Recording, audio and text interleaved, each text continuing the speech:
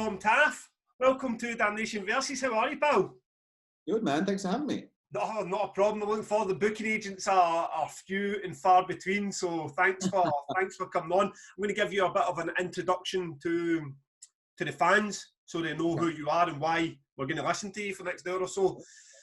First off, you are the man who's responsible for Nails playing Damnation back, I think it was in 2016. Your roster includes the likes of Sleep, Exodus, High and Fire, Every Time I Die, Daughters, Pallbearer, While She Sleeps, Between the Buried and Me, and oddly, which we'll get to, Vance Joy and Julian Baker, who I'm a massive fan of as it happens. So, did not expect that, but that makes two of us. Tell us how did that come to be? That's when I was looking at your roster today, my first question was how. what happened there? Usually it's a thrash roster, a hardcore roster, death metal, and then here you are with Vance Joy and While She Sleeps. Well, I mean, Julian Baker specifically, I came across a tweet, I don't know how many years ago now, and it was actually by, I believe, the singer of Touche Amore out of California, and I clicked through on it, and it was basically to Julian's first ever video, and at the time it had maybe a few hundred views, I guess, and I clicked through and actually knew her manager, and we'd worked on an artist before, and emailed, and and he was up for working together, and initially the response was, we don't even have an agent in America, why would we need an agent in Europe? And it basically, like a lot of the role of agents now, is you've got to get in early on, and you're part of the process of developing their name, and that is where promoters are very involved in these days as well. And so, Julian, we just kind of spread the word, and that first record was all word of mouth. And when it first started, the amount of promoters, and I've saved all their emails where they rejected having her. Right. And as the tour got closer, it's small rooms, but 100, 200 cap sellouts, and it just built from there. And then signed to Matador, and the media found her, and it just rolled from there. But I think that one thing and it kind of ties into Vance Joy as well. I mean, my roster is, I come from a rock and punk background, but I do enjoy all sorts of music. But I think I've always tried as an agent to not be, everyone has a different approach. Mine is, I really want to book as much as possible and to broaden my skill set. And I have used stuff from the American country music scenes into rock and vice versa. And it's just different approaches to developing artists, to booking and how you put tours together. But it's also good for broadening your awareness of promoters, because there are promoters who you wouldn't come across, but work in the same city, and they're just in very different worlds. Yeah.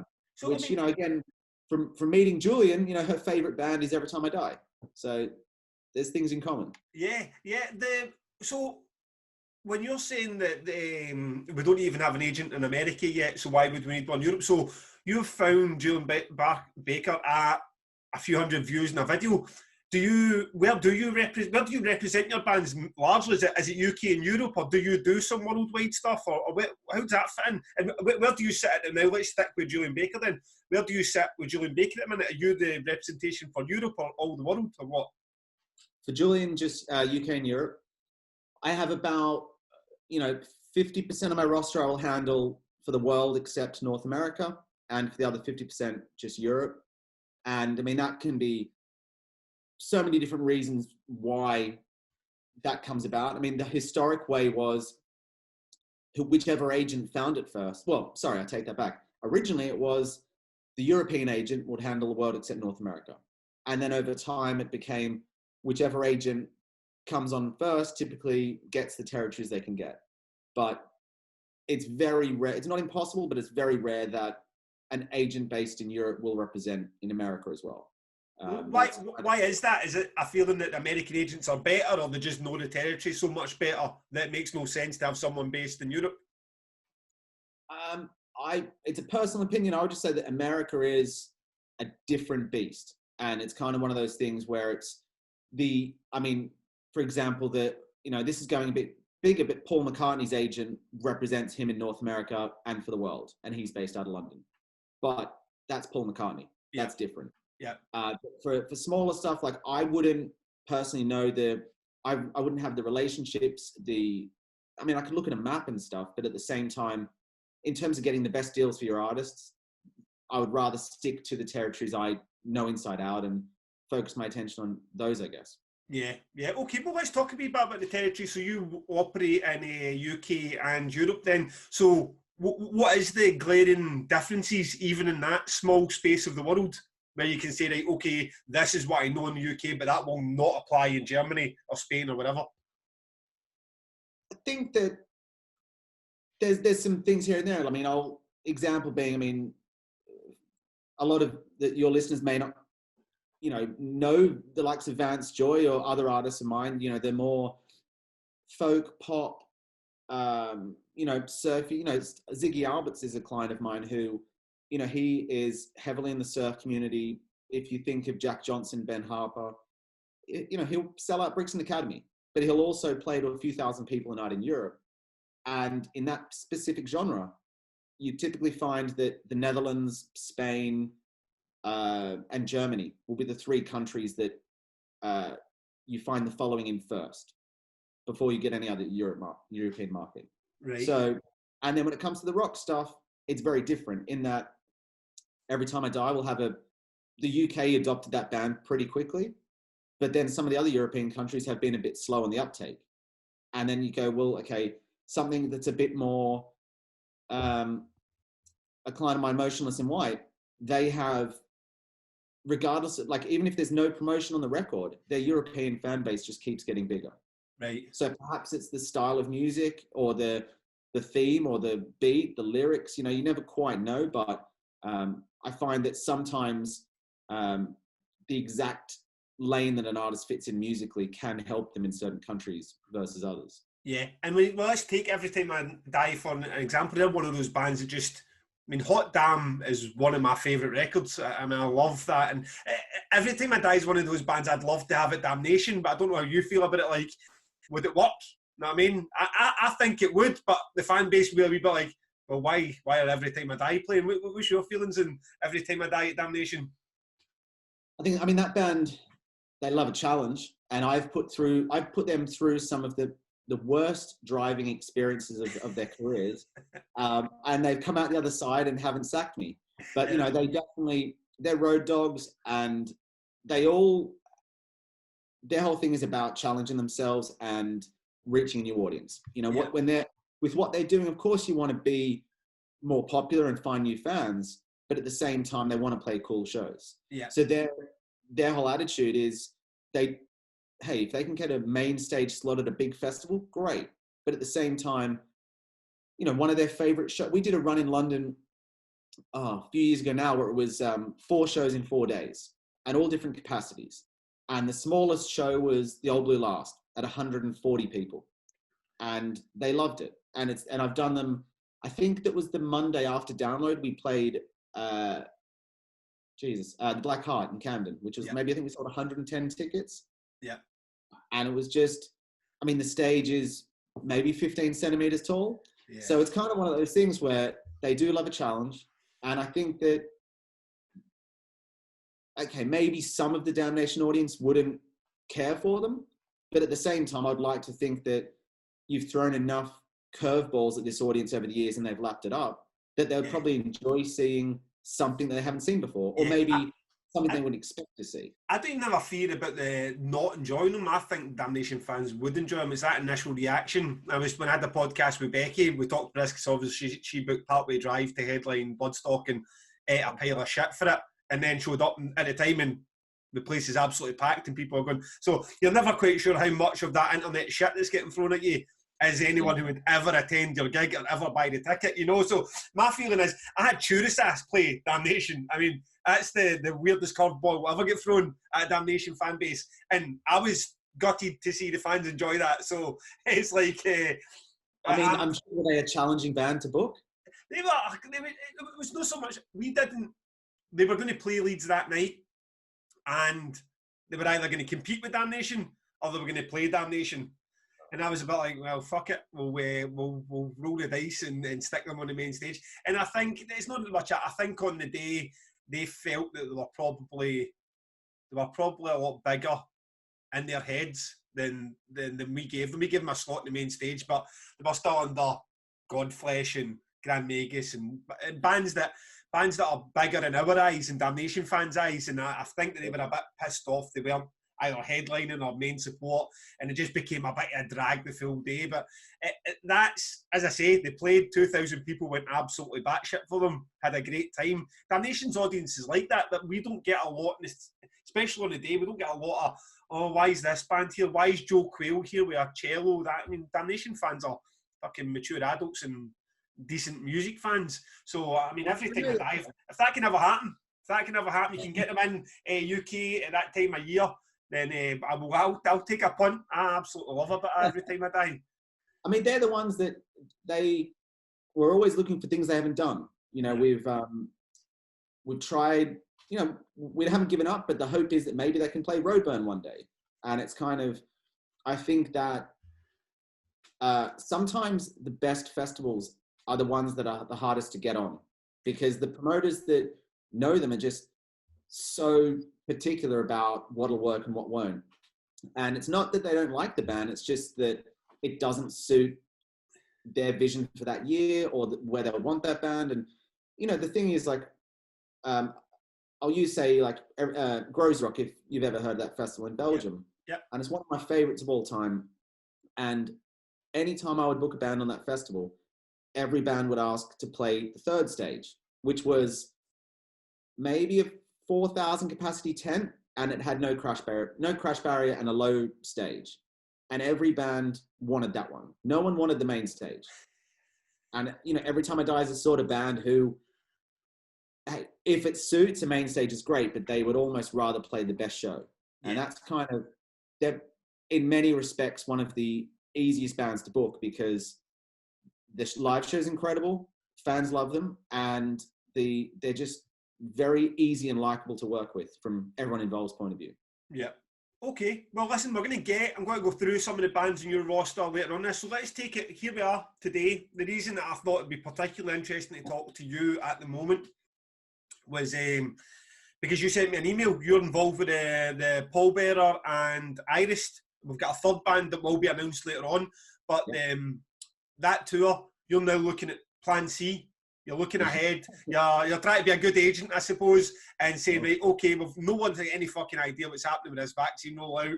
When we're going to get into gigs again? We need a Plan C, which I'm sure you're doing with all your bands. So here we sit now, January 2021. How's the landscape as you see it for the tours ahead, and what's kind of happening? And is that from a booking agent's point of view? I think that there's so much we don't know. And I mean, I've spent the last... We stopped going into the office on, I think, March 6th. So we've been working from home since then.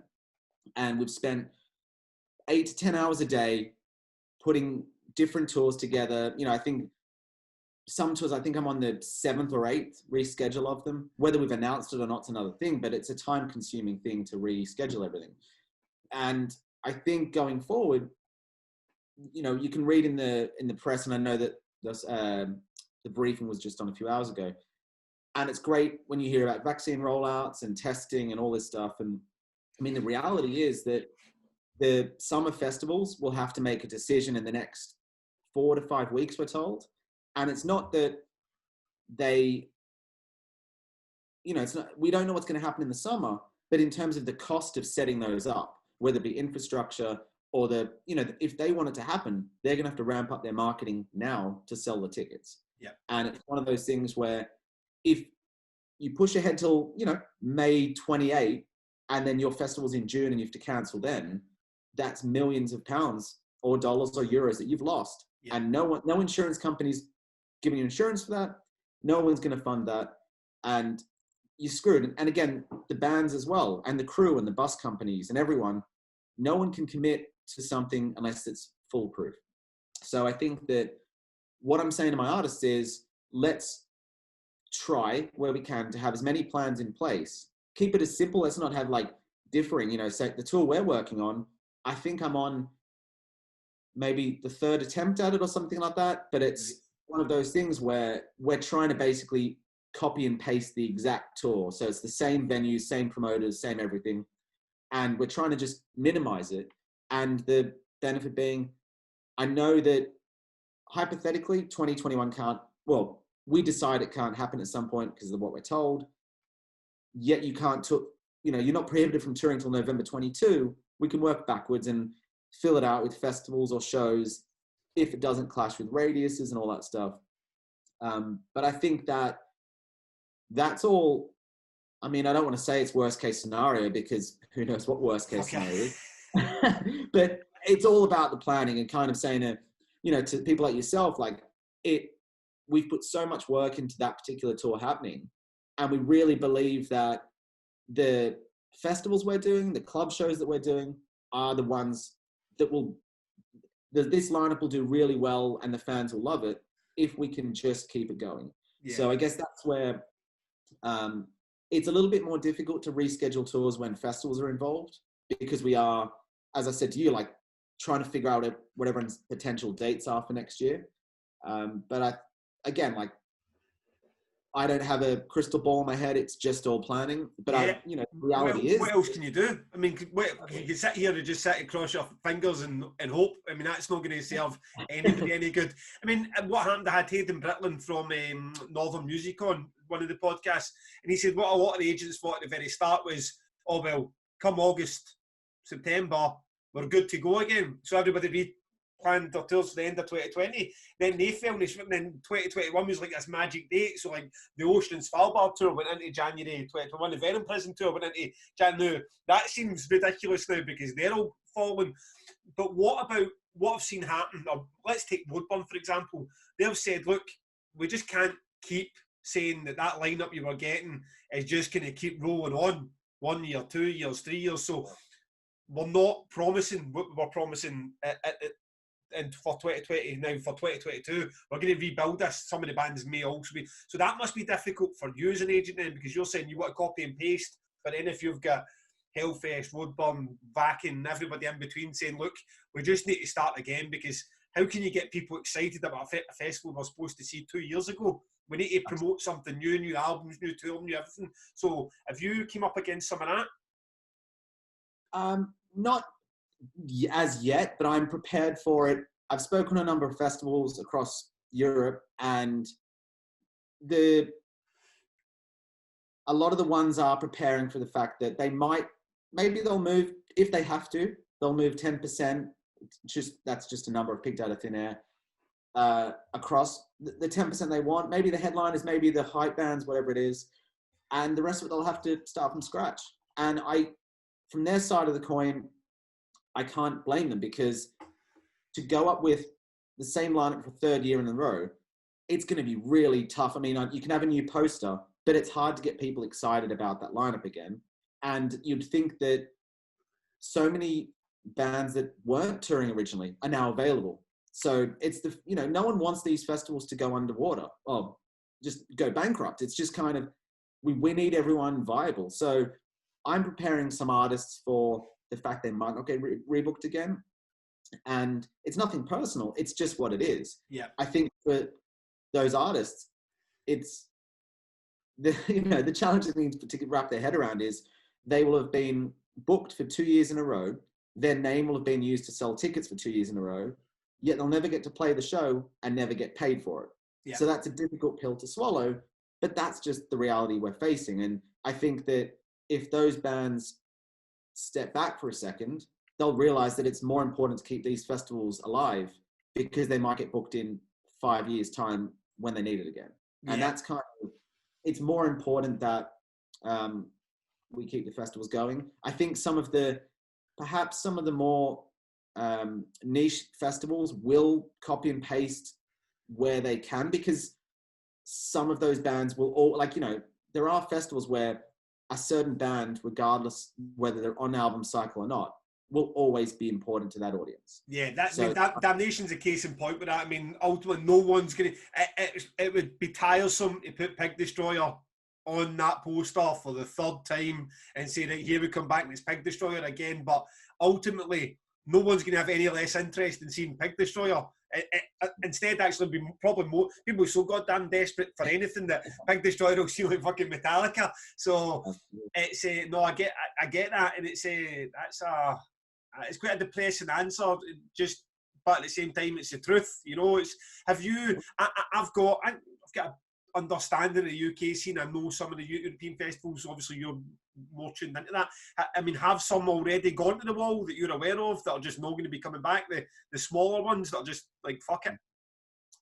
No one yet. I think everyone is doing the best they can to survive, and so far so good. I know some promoters are wary about venues that won't be available in going forward. You know, and it's just all a bit uneasy right now. I don't think anyone's gone under just yet. Hopefully no one does. Yeah. You know, we did see the festival boom. Geez, I can't remember how many years ago that was. And it felt like a lot of festivals were going under. Maybe it was 5 years ago or something. And it was just too much and not enough people. And perhaps it came down to lack of fresh talent. Maybe it was just some inexperienced people that didn't quite understand what they were getting in for.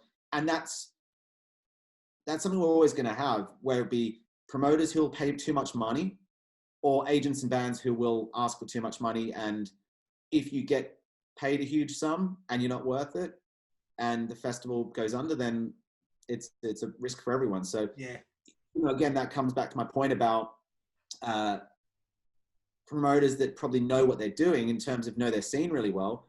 Because if I come to you with an outrageous fee, you come back to me and say, I remember one of the discussions we had in, I can't remember what year it was, and I think you basically said, like, take away London, I don't care about that. Let's focus on Glasgow or Manchester or Leeds. And you're right, like, that's what it is. And especially a festival like Damnation, where, okay, maybe there is a element of a radius clause, but at the same time, it's a common sense clause because of where you're trying to draw people from. And the valuation is, again, it's like, if we want to play the festival, we might do less UK shows, but at the same time, the worth doesn't always go skyrocketed up because there's less shows, because it really does boil down to how many tickets you're going to sell. But, you know, again, like some of my bands on your 2021 version, are they bringing people just because of their name, or are they like another flavor that people are coming for the whole experience? Yeah, that one when you're saying, right, okay, Wolves in the Throne Room and Pig Destroyer, the reason I'm going, or the reason I might go, but now you've got as you say, maybe an Iris or a Pallbearer, and you're saying, right, okay, now I'm in, because now I've got a day's worth of music that I can enjoy. And it's interesting, a few points you made that were interesting, the sort of collapse from my side of things, like the big example of the collapse of Sonosphere not happening anymore. And that's no lack of experience for people. Obviously, the guys involved in that are seasoned professionals, but from our side to this end of the scale, you had Northern Darkness, Heavy Scotland, Temples Festival. It seemed like it was a new sort of indoor extreme metal festival happening every fucking year, and it all just kept going by the wayside. What was your experience of any of those events if you are involved with your artists? I don't recall having any artists that were on the Sonosphere year that didn't go ahead. I mean, obviously I work with the promoters of Sonosphere Alan there is probably one of the best promoters in the country and a very good friend. And he, they did a great job. I think that, and this goes, whether it be Josh at Old Empire or Cam at Live Nation, like some of the best rock and metal promoters in the country. And I think the challenge that any festival of scale has in this country is that there's only, in any one summer, a certain amount of bands touring. And at the same time, is there enough, if you're in the rock and metal lane, is there enough talent in that exact thing to draw 80,000 people or whatever the number is? And if you look at the summer that just got cancelled in 2020, you had obviously Download, and if Reading has a heavy band, you've got that to compete with. 2000 Trees, Arc Tangent, in the summer on Bloodstock, and then you've got to factor in Slam Dunk for an element of the audience as well. And then when Rammstein come in and drop multiple stadium shows, and you might have Aerosmith or Bon Jovi or Pearl Jam, like there's only a certain amount of money to go around. Yes. And you'll find that I think the challenge with any festival is when they fall in the calendar. because no one at the level of the Metallicas and Slayers of the world, they're coming in to a period in the summer where they can play as many festivals as possible. So I think that, you know, for example, it might not have always been the case where Download and Sonosphere competed for the same act. It simply might have been, we're coming in July or August, so Download don't even get a shot, or vice versa. So I think that the year that, I mean, there was at least 1 or 2 years where Sonosphere was insanely successful because they had the lineup to sell that year. Yeah. And there's been years where, you know, people will criticize Download for having a headliner they don't love. But at the same time, you're looking behind the scenes and you kind of feel bad for these people because you know how many artists that have either aren't available or want too much money or said no or whatever it is. Well, because what have you got left? I mean, I'm completely, I know Cam reasonably well, but we don't have discussions about the bands that are available for download. But from a guy from outside looking in at something that scale, right, and if you're pissed off because Muse are booked or because Biffy Clyro are booked, like once you take those bands done and you've already done Slipknot, Metallica, Iron Maiden 10 times over, right, I'd love to see fucking Pearl Jam, or Foo Fighters, or at download, but there must be reasons why those bands just aren't there. There must be other stuff for them to do. And you know, you're a bit, they're up against it. They are up against it, Download, with because there isn't that. I remember I went to Download from, was it 2002, 2003 when it started, right, for the first 15 years. And it seemed to be a year that Slipknot never really done anything different. I mean, there were 3-4 albums in, they were as big as we're going to be, and somebody just said, fuck it, they're a headliner, because if Slipknot don't start headlining, Iron Maiden and Metallica are going to die. Guns N' Roses are fucking once every 5 years. We need someone else, but Slipknot, Rammstein, Tool obviously get moved up as well to fill this slot. And it seemed like Slipknot done that show, and after that it was like a bona fide headliners. It's like they are. Like, you know, for example, there are like the Pearl Jams of the world. They can make more money doing their own show, and they can get 100% of control on production, lineup, everything. So why would they do a festival when they can sell out of Wembley Stadium or wherever it is? And you think that, I mean, the year that AC/DC played, some of the, I mean, I have no idea on the money, but you just imagine it's insane. But they wanted their own stage. It was ridiculous. It gets a bit Spinal Tap then. So you kind of, again, I'm not a festival promoter, and I don't, big or small, I'm sure you've had it as well, where there has to be years where you decide to put having a better, well-rounded lineup versus putting all your money into one band. Every year. I would rather, I enjoy seeing the headliners at these festivals, but at the same time, it's the content during the day. And the best thing that Download have done in the last 4 years maybe is have the third stage a little bit for the younger demographic and the fourth stage for the diehards, whether it be, I've had Exodus play that stage, the fourth one, and was due to have Higher Power play it this year, well, last year, maybe Loathe as well. And it's one of those ones where if you don't like it on the main stage, if they've got an amazing lineup on the whatever stage, you've got every reason to go to the festival. Yeah, and absolutely. It's attracted me back. I'm a Hellfest devotee, fly to France every single year, which was only the weekend before Download, because it got to the stage with Download that just wasn't, I like a lot of, I mean, Deftones, Nine Inch Nails, they're my favourite bands, but it was getting so few and far between, and I was seeing more of, who's that fucking terrible band, Shinedown and Disturbed. It just fucking pure, I mean, ear rot, just, it's difficult to sit and watch, it's so terrible. And it was just getting more like that, and then, I don't know if it was coincidence that Cam came in at the same time, or they just had a new plan for the full stage, but then you were getting Carcass and Exodus and Sepultura, and like last year's, I think we got Dying Fetus and fucking Obituary are due to play it, and just, it can really attract you down. You can be like, well, listen, I still want to see a Rammstein, I still want to see a Tool or a Deftones, but I've got a full stage now that I can go and see Zealand Ardor and Murka and Carcass and have a right good day in the fourth tent as well, which beforehand it really wasn't like that. So I completely agree.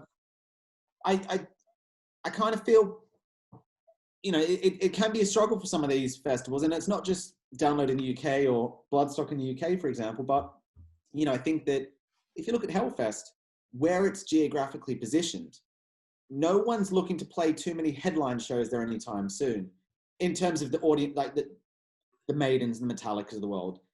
And these are big festivals where there's a lot of people from all around Europe fly to these festivals. It's not just, 60,000 French people. And I think that it is a little bit of a challenge with Download, because, or a Bloodstock or an Arctangent, or they're paying premium prices, because you do honestly need UK exclusivity for the most part to shift the tickets, and it's hard to sell sometimes. So I don't think they could be as niche orientated.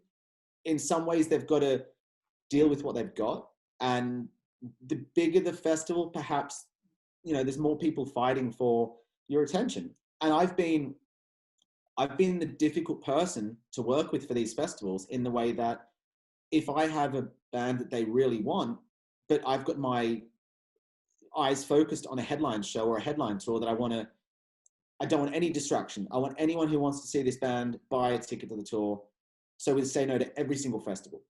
Right. And when you've got people like Vicky, like Cam, like Alan, like just going, why are you being so difficult? And it's just, that's just what it is. And it does go around the other way, that I'll have bands that are worth, one figure.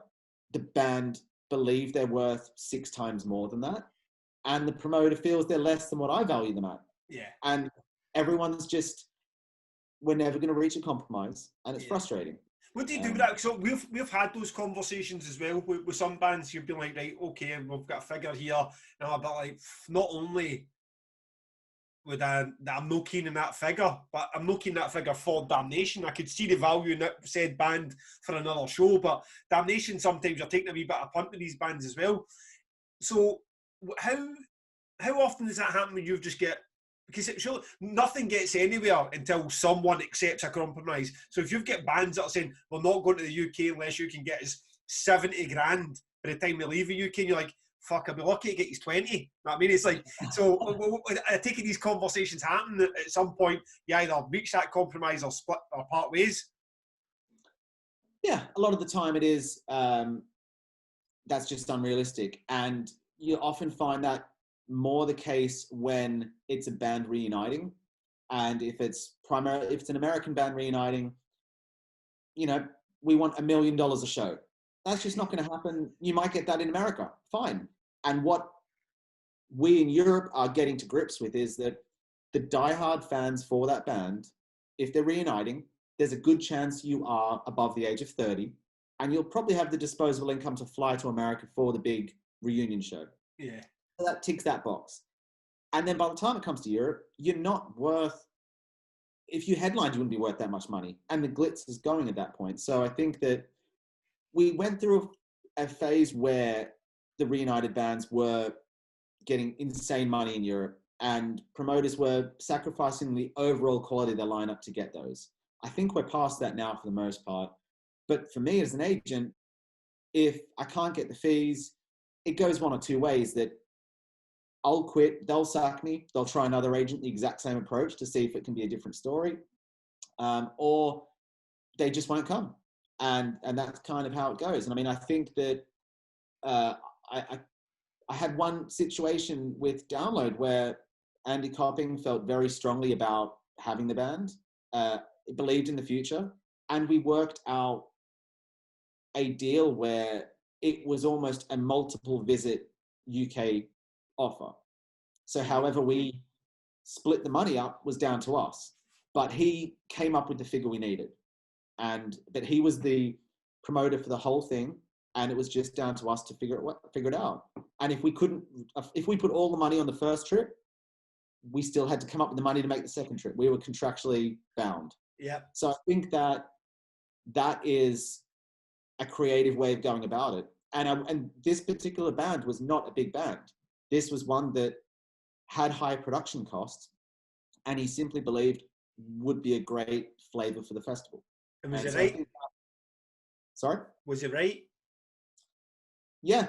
There's talking point bands, and it's just, again, like I will always, I love to find something to fight about. I'm that sort of I'll text a promoter at whatever time and be like, It's odd that you're saying that. I mean, genuinely, when you're coming, like, I'm not a big fan of agents, really. I mean, this isn't my career. This is what I do. I do Damnation, and I dip my toe in the water. I organise my festival once a year, organise a couple of maybe shows in Glasgow every now and then.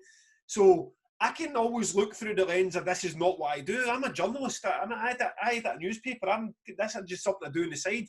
But my thing with agents is I don't particularly like a lot of agents because there's a real arrogance and there's a bugbear that I wasn't going to bring up with you because you've never been that guy, but that I did bring up when Hayden, who is a good friend of mine, but this agents, when they don't just tell you a fee, when they don't just fucking tell you a fee, like, they already have all the information. They have all the information. They know exactly what needs to happen. And what they do is they say to you, give us an offer, and I understand why, because they want you to come in with something stupid. And they want to say, your band's worth 5, but I'm offering you 10 because I'm inexperienced, because I'm excitable or whatever. And then you get the money, and that's great. Agents done a great job at it. And some agents, when you go back, they say, in their head, they want 10 grand, right? But they say, make us an offer. And in my head, I'm like, I know they're probably about 3 or 4. I'll offer 2, 2.5. And then they come back, it's some personal insult that you've offended them, like you've spat in their wife. You're like, you won't tell me what you want, and then you're getting worked up when I'm trying to lowball you because I'm just trying to get a figure. But the reason that this doesn't matter so much talking to you is because you never do that. You're about like this. You say to someone like an agent who is asking for an offer is basically hoping that you throw a figure in there above what the agent wants. The problems you run into with that is that, if the offer is too good to be true, even yesterday, sent an artist an offer and it was, this is too good to be true. I don't want to do it. And I have gone back to a promoter this summer and actually reduced his offer by 1/3 and just said, it's too much money. Let's be smart about this. Because whether they're trying to get the band that badly, but the thing is, if it's too good, there's always problems there. I don't care if it's a festival or a headline show.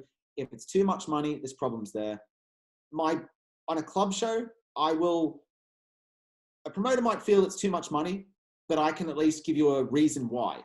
So you can at least attack the reasons why I think they're worth that.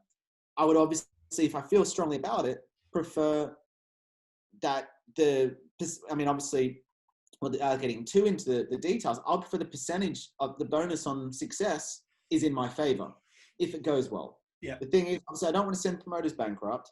And if, it's happened on headline touring where if I push the promoter really hard on the fee and it doesn't sell out early, then the promoter's up against the wall. And rather than put the work in to rescue the show, their first course of action is to cut costs to protect their loss. Yeah. So I think that from the agent's point of view, if I get an insane fee, I'll call it out because it's just, my first job is to protect the artist.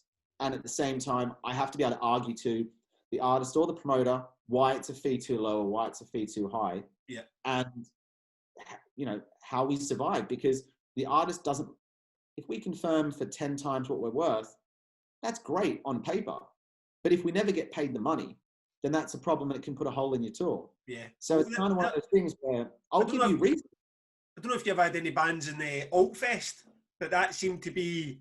Luckily. That seemed to be the thing with that. It was a lot of it. And I'm not coming on this podcast continue like shit in temples, but that was my understanding exactly what happened, that bands were getting offered silly money. And what happened is you get that ripple effect, is then I was getting the shit from the band that was worth 500 saying, oh, we get $2,000. And I'm like, I know, but where is that festival? Where is that festival? It's not here. Why is it not here? Because it hit the wall. And why did it hit the wall? Because fucking agents and bands took all that money.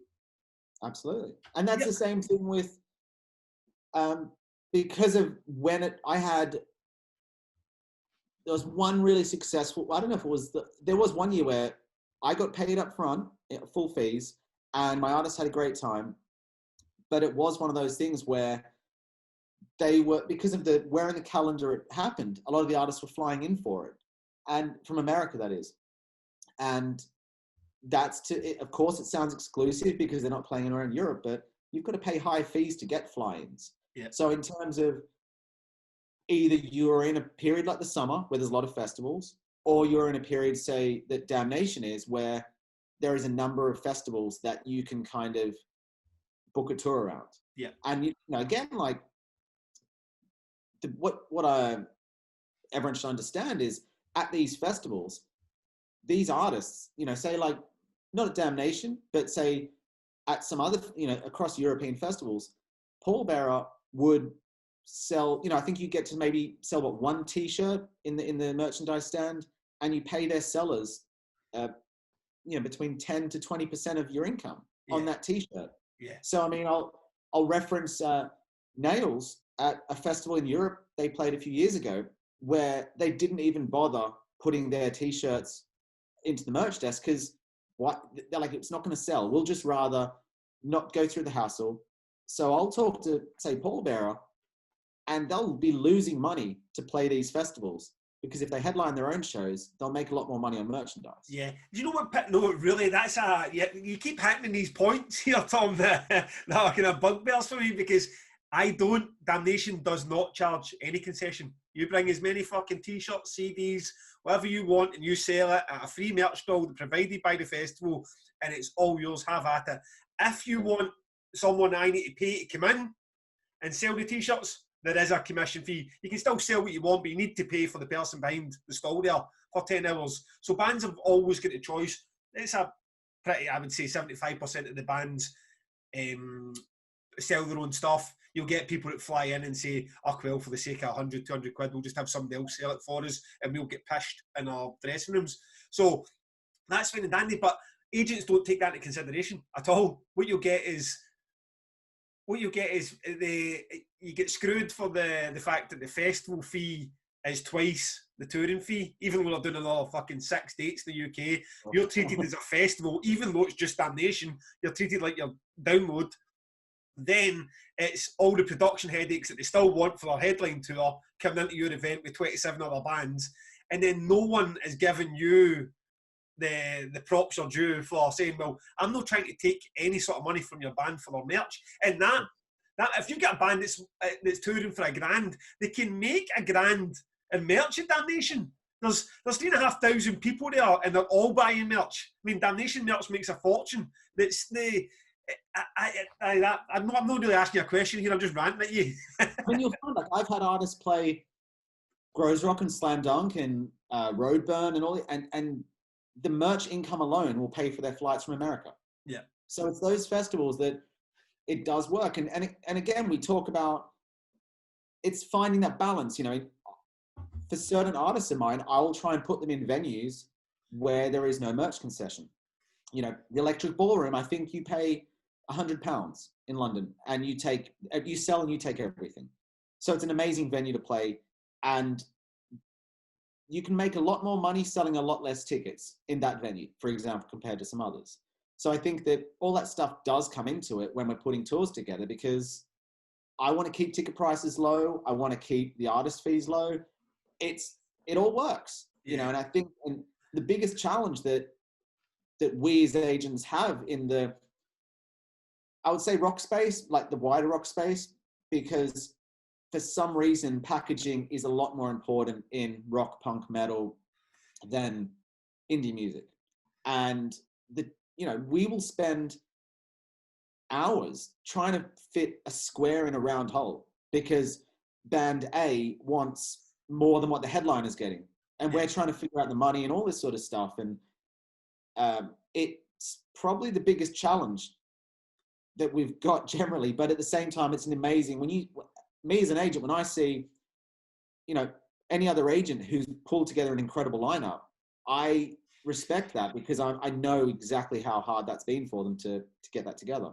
Yeah. You're totally right, and it is. You don't get the same sort of the tours, the packages, and other types of music. Not that I know of, and I do like a lot of different genres, but you don't see that you're getting some bills. Sometimes a touring package can go out, and the top 3 bands, you could almost argue per territory that they could literally switch positions. Yeah. You know what I mean? No, you're really getting you pay your 15, 20 quid for a ticket, and you're really getting a great show. A good case in point will be the show that is going to come together, that we're putting together. Going to be the other band to be announced to that is every bit as big as Pallbearer. So it's and no, I agree with what you're saying. You mentioned Nails, so as I said right at the top of this, that was a band that you were responsible for bringing to Damnation. I also booked them with you for Glasgow. They went on stage for 14 minutes. I don't know if I saw that on the internet or you messaged me about that, or someone did. I mean, the thing is, I don't work with them anymore.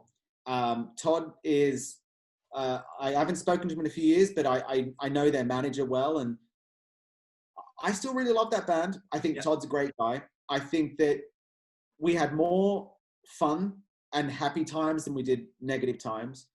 But I think that doing, that aggressive music, it's not an act. It is, if you see their live show, especially on a good night, he's putting everything into that show. Yeah. And it's not something that he can be pre-show and post-show a different person. It probably takes a while to get that level of aggression and to also come down from it. And I think that he's also a perfectionist and he knows what he wants. And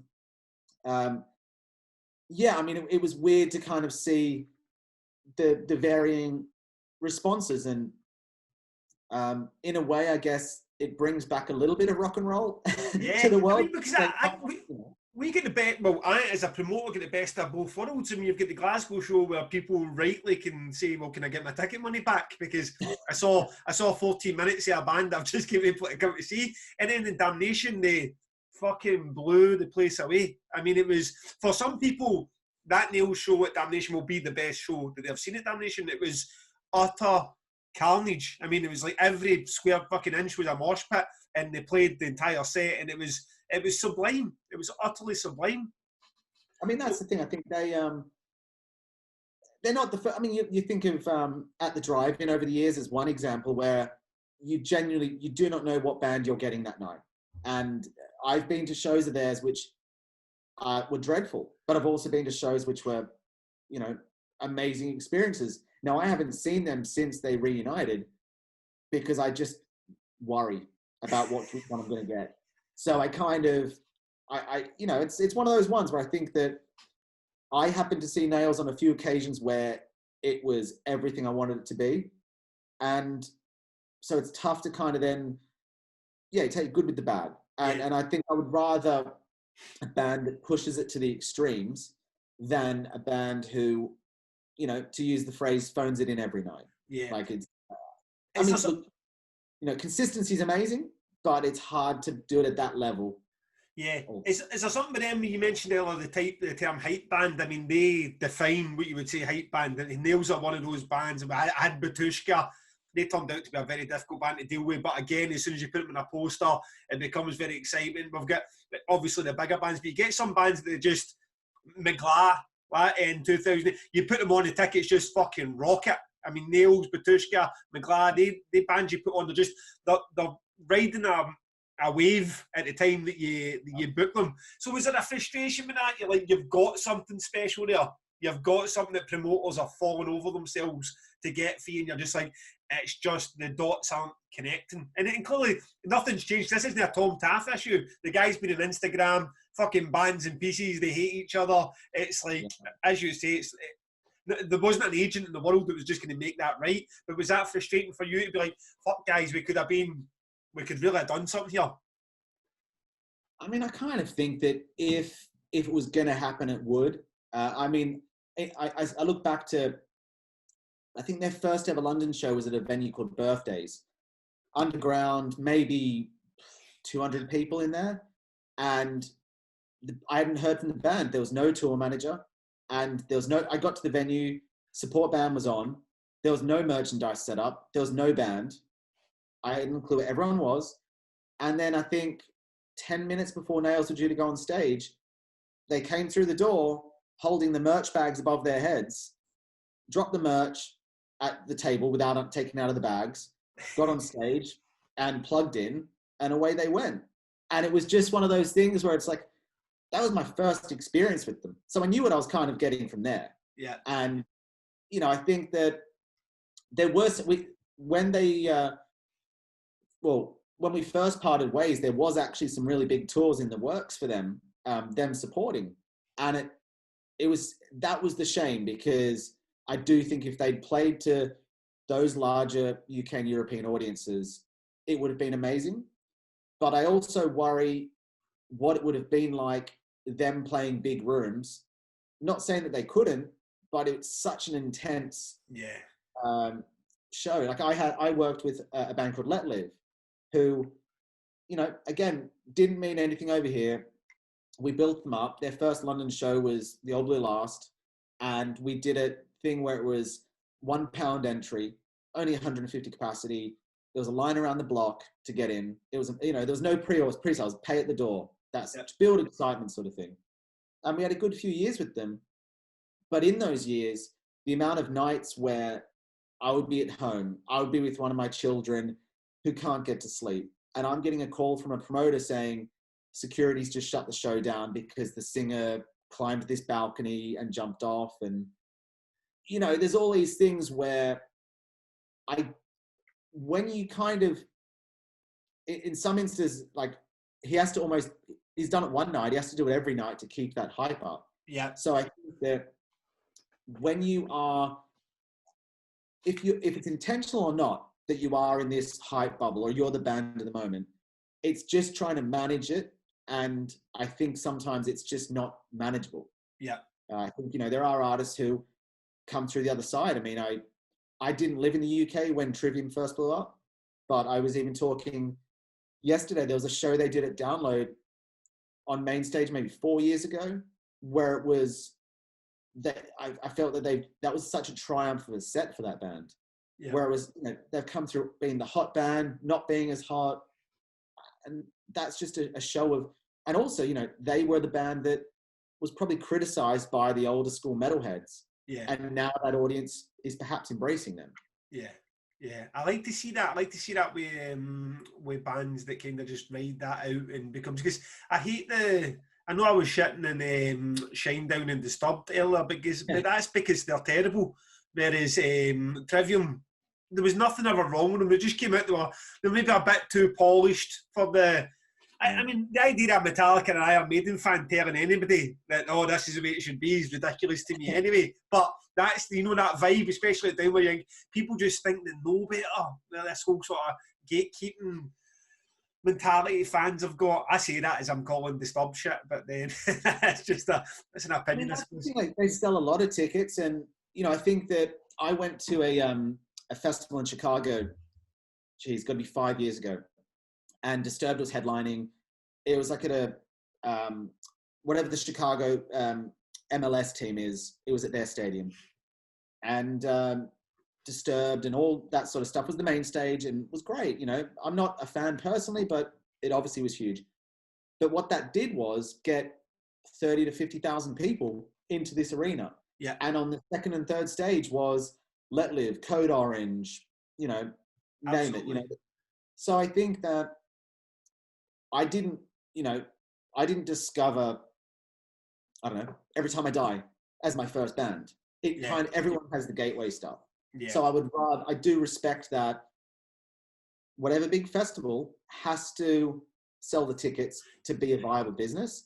If they can, and everyone I work with, I trust their talent for what they're picking. If they program it correctly, you can potentially, if you go to Download and you don't leave the main stage all day, I think good for you, but that's your loss. If you walk around the site and you're actually open to trying something different, you'll probably be surprised with some of the stuff you discover. Yeah. And whereas potentially Damnation, because it's a little bit more of a smaller audience, maybe a bit more of a niche audience, maybe the people are coming there looking to discover as well. Maybe they've listened to something in advance. It certainly feels that way now. I mean, we're 15 years in. It certainly that seems to be one of them. Like, you can book Opeth and sell a couple of thousand tickets, but there's a couple of thousand tickets can already been sold by people that are saying. I saw this weird comment on Instagram or Facebook the other day. He said it was like, say it was a Nails picture. He goes, oh, that was a great year. However, it wasn't one of my best because it was a year that I went there and I knew the bands. He said what I get most for Damnation is showing up and finding 3 of my new favourite bands. And that year I kind of knew the lineup, so I knew what to expect. I knew that I liked Paradise Lost or I liked Sodom or whatever it was. I thought, fucking what a bizarre compliment / insult. That's you're coming to Damnation because now you're saying that's my go-to for new music. I want to go and find out about Iris. I didn't know anything, but I want to find out about Joe Quayle. I want to find out about Conjurer, Employed to Serve, or Venom Prison a few years back before they started coming up. And you're like, right, fucking okay, it's not the role we were trying to play. I mean, there isn't a real arrogance about Damnation. We're not trying to be Roadburn, we're trying to be Amplifest. I saw the day that they called our festival an experience. I mean, we're just a couple of guys booking some bands, you know what I mean? But it's people have now got it in the UK that's an event you can go to and trust that the band opening the 4th stage are going to be fucking good. I mean, it's going to be the third. I mean, when you're programming, do you worry about an artist that has played too often? And are you trying to keep it as fresh as possible? Yes. Or are you simply trying to, if a band just has a new record, is that good or means a lot to that audience? Will they almost play more often? Means nothing to me. See, album cycles, touring, all that means nothing to me. Because I came into this from a completely fresh sheet of paper, it made so when I book Electric Wizard might not released a fucking album in 4 or 5 years. It's like I booked Electric Wizard because I think people are going to want to see Electric Wizard because I want to see the Electric Wizard. So that's what happened. Right? Then you get like a Carcass is a special one because that I've never thought about an album cycle. I've never thought about a touring cycle. I've never thought about any of that because I've never been exposed to that. I mean, I came in as I say. Are you seeing now artists and agents who have done, for example, Every Time I Die, I've done Slam Dunk, Download, Reading and Leeds, 2000 Trees. Are you seeing bands who have done a few of those and are saying, hey, we've never done Damnation, let's focus on that? So are you getting artists that you might not have got a return email from or even were asking too much money before that have changed their tune? What we're getting now is certainly, I don't know if it's a bit of done the other ones and now they're saying, oh, there's Damnation, we haven't done that. What I'm seeing now is there's Damnation. It's like 10 years ago, it was like, what is Damnation? 5 years ago, it was like, can I start with Devin Townsend's playing? And then a couple of years later, you're a bit like, shit, fucking Opeth's headlining. And it's a bit now, like, hold on a second. There's this event in Leeds that doesn't really make all that much noise outside its own wee bubble. But you can put a band on there who are playing 300, 400 cap rooms and they can play to 2,500 people on the main stage at Damnation. The smaller bands can go to the second stage and play to 1,400. You can play the third stage to 800. You can play the fourth stage to 600. So then you'll get a band like Imperium Triumphant there coming across from New York. They're seeing what's going on in the UK. They can play the headline slot on the fourth stage to 600 people. And then no matter what else happens at the rest of the tour, they're a bit like, well, we sold a bunch of merch. We had a big exposure. All the press is there because nothing else is happening in November. So there's more of that. And believe me, it's only the same. It's still like Doomstar are big on, for the listeners that are listening and who don't know what Doomstar is, that's a bunch of agents that are based in Europe. They want a lot of their bands on now. So now there's Wolves in the phone room getting thrown at as with Morn and all these kind of guys. So there's European agents now saying, let's get tours organised round about Damnation, where there's guys that are based in the UK, Hayden Brittle and Andy Farrell, for example, where they've been doing that for 5 years. Or longer. They've been saying, right, this is what it is. And now that'll lead us on to your roster, because what I'm hoping, or what I've noticed, and what listeners wouldn't have known about, is the relationship between an agent and a promoter is far more important than what you'd think for the outside looking in. You wouldn't think it would be like a buddies act. You think like that band is worth $5,000. I'm a man who's willing to pay $5,000. Will that band play this festival? The truth is no. The answer is no. You need to get lucky. But if you've got a relationship with a promoter and an agent, the whole roster start showing up at your festival. So it's trusting. It's not that the festivals. If it's a no, it's not because it's a bad festival. It could be it doesn't suit the plans. There could be longer term strategies involved. But at the same time, I've had endless discussions with, there's very particular festivals where I know the sweet spot. I know at Rock am Ring, which is a big one in Germany, which is, I think, 80,000 people or something. I know the exact stage and the exact stage time I want my artist to play. Like, that's the perfect slot on the festival. And it's not main stage. And every year when I book an act and I say that, the promoter's like, Tom, I think you are insane, but fine, I'll agree to you on this. I think you're wrong, but fine. But I'm right. And it's one of those things where you grow to learn the sweet spots. And I'll give an example with Damnation. Iris are a newish band, just put out their first record last year, on Nuclear Blast. And I mean, you took the punt to book them because you might have seen potential. You might have just thought, fine, I'll throw them a bone. From my point of view, I want them to, there's a dwindling market for press these days. It's narrowed over the years. And I know that if 600 people or 200 people can even watch them, that's 200 people more that I'm that confident in their music and their live show that those 200 people will tell friends. And because people travel, let's just say, for argument's sake, from all around the UK only for your festival, that might mean that next time we can go to Glasgow and there's a little bit of a scene because those people have come back from Leeds to home to Glasgow, talked about the band. So the strategy there is, it's going to be a great show. It might grow their audience. I'm putting them in a safe space because I think that the quickest way for them to grow an audience in the core audience is at a festival like Damnation. Yeah, I appreciate you saying that, and I totally agree. No, I put that question to Hayden when I had him on the podcast. Like, sometimes I get a wee bit of being my bonnet. People just get excited about the idea of getting that slot. Say Download, let's use Download for example, but it could be Leeds Red and Bloodstock, whatever.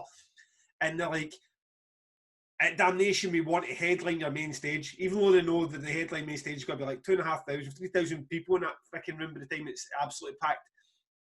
And I'm getting grief for it, and the agents making sure it has to be headlining Damnation. And then I see that same band showing up midway up the bill on the fourth stage, sometimes between below bands that I wouldn't even fucking book for Damnation. I'm like, it doesn't mean that much. I mean, just to say you were on the poster with Metallica from a promotional point, I mean, I get it. Playing Download must be special, but also the fourth tent is only a couple of thousand as well. There's no production in it. There's no, I mean, we talked earlier about how good the lineup is in there, but you're getting a better production at Damnation than you are in the fourth tent at Download. So what's your feelings in that when you look at things saying, is it just worth being in that poster with Iron Maiden? And that's it? I have had a band who I don't think would have played Download before, and they said, we want to play it just because Iron Maiden's playing on the bill and we want to watch them. So they just wanted free tickets to the festival. But I think that you look at, say we use Exodus as an example. They had Download a few years ago. And an artist that far into their career that haven't played Download in, let's say, 10 years. Yeah. Where they're looking at is that people may not have the money. Like, if you're a new band, then people will be excited and come to your shows. But if you've been around 10, 20, 30, 40, 50 years, your fans might be a bit older. And every time you come through the UK, they'll say, oh, I'll get them next time. I'm a fan, but I know the songs. I'll see them next time. So a band like Exodus or Obituary or whoever else we're talking about in this instance can see Download as the thing of, those people have already paid their money. They're here to see Metallica, Iron Maiden, whoever else. They know our band. They're going to swing past the tent and watch us. So it's a chance to recapture some of those fans, and you might see a bump in your headline sales on the back of those sorts of appearances. Yep. Okay, well that makes sense as well. The reason I was bringing up that whole promoter agent relationship as well, because then when I look at your roster yesterday and I'm going through, I'm like, fuck me, I never knew that Sleep were here. I mean, we've discussed Exodus before, never made it, but I'm looking at some of the bands going, whoa, Daughters, Sleep, I've had High and Fire before, but not through you. Like, we've got a decent relationship here. We are chatting in this podcast. Like, so is that now we look next year, the year after? I think, can we get Sleep across? What's the deal with some of these bands? I think it's a lot of those bands. It depends on their cycle. Sleep are currently on hiatus, and again, they might, if they were to tour again, give me a very specific either window to work with or length of tour. Yeah. And that's, you have to then maximize that period. So it's, I've had this discussion with James from Arctangent, because there's one band that if they reunite, I really think would suit his festival. But it's kind of one of those things where we've put that on the, on the agenda. Let's just, it might happen one year. Let's just wait and see. But so that's one I've actually targeted because it's the perfect audience for them. Yeah. For the other stuff, it just depends. I mean, I think that, I'm looking at down here, like Between the Buried and Me. I think that, the challenge is that their songs are so long for the most part. So they might get a set where they play 3 songs, but at the same time, I do believe, based on your booking history, they would work. It's just one of those ones. And again, it comes back to the fees that for me to make it work, it needs to be on a tour. Yeah. So that's kind of, it needs to suit the global touring plan, I guess. But yeah, I definitely think that, once it's, I guess there's some festivals in Europe where it's, I guess this is on the other side, I will pitch 90 artists to, and even if I send 90 emails, if I get one reply, I count myself lucky. So it's one of those things where I was going to ask that. Like, if you flip the coin, is places that you look at it make complete sense, and you're just, you either can't crack it, or the opposite, that you do know the program and you just can't get on for whatever reason. He's an arrogant prick and he just doesn't like to deal with you, or that's when I get a very cheery Tom Taaffe, but there's a promoter in Belgium or fucking Sweden that gets a very angry Tom Taaffe. Yeah, well, that's where the poor promoters will tell you that they've unfortunately been victim to that. I think it comes down to, this is what I said before about if you're a festival booker who knows your festival inside out, and I either feel strongly that my band should be on the bill because they suit, and I'll give you 10 reasons why. And if you just come back and say, I don't agree, it's really frustrating because I can see how perfect it'll be, but no one else can see it. So that's obviously one frustration. But at the same time, when I first pitched Daughters to Roadburn, they weren't convinced. It took a little bit of convincing to get them on the bill. And not only my opinion, but a few other people that weekend felt that the band was one of the standout bands of the festival. Yeah. So it's kind of, I wouldn't say like, there are promoters like and especially some in the indie music vein as well, where it's, I just don't hear back from. But when I do, it's great because I take it that the promoter believes that the artist will do well. Yeah. Whereas, again, like some promoters with relationships, they'll throw you a favor here and there. But it's one of those things, like favors are fine, but at some point they run out. Yeah. And it's kind of smoke and mirrors to the band that if a band isn't worth a main stage at download opening slot, but the promoter's done me a favor, in the long run, it can hurt me because the band will be like, well, we played main stage last year, why can't we do it again? Yeah. And you can't explain that it's a favor, and well, it doesn't always go down that well that it's a favor because every band wants to, rightly so, think they're great songs that have got them there.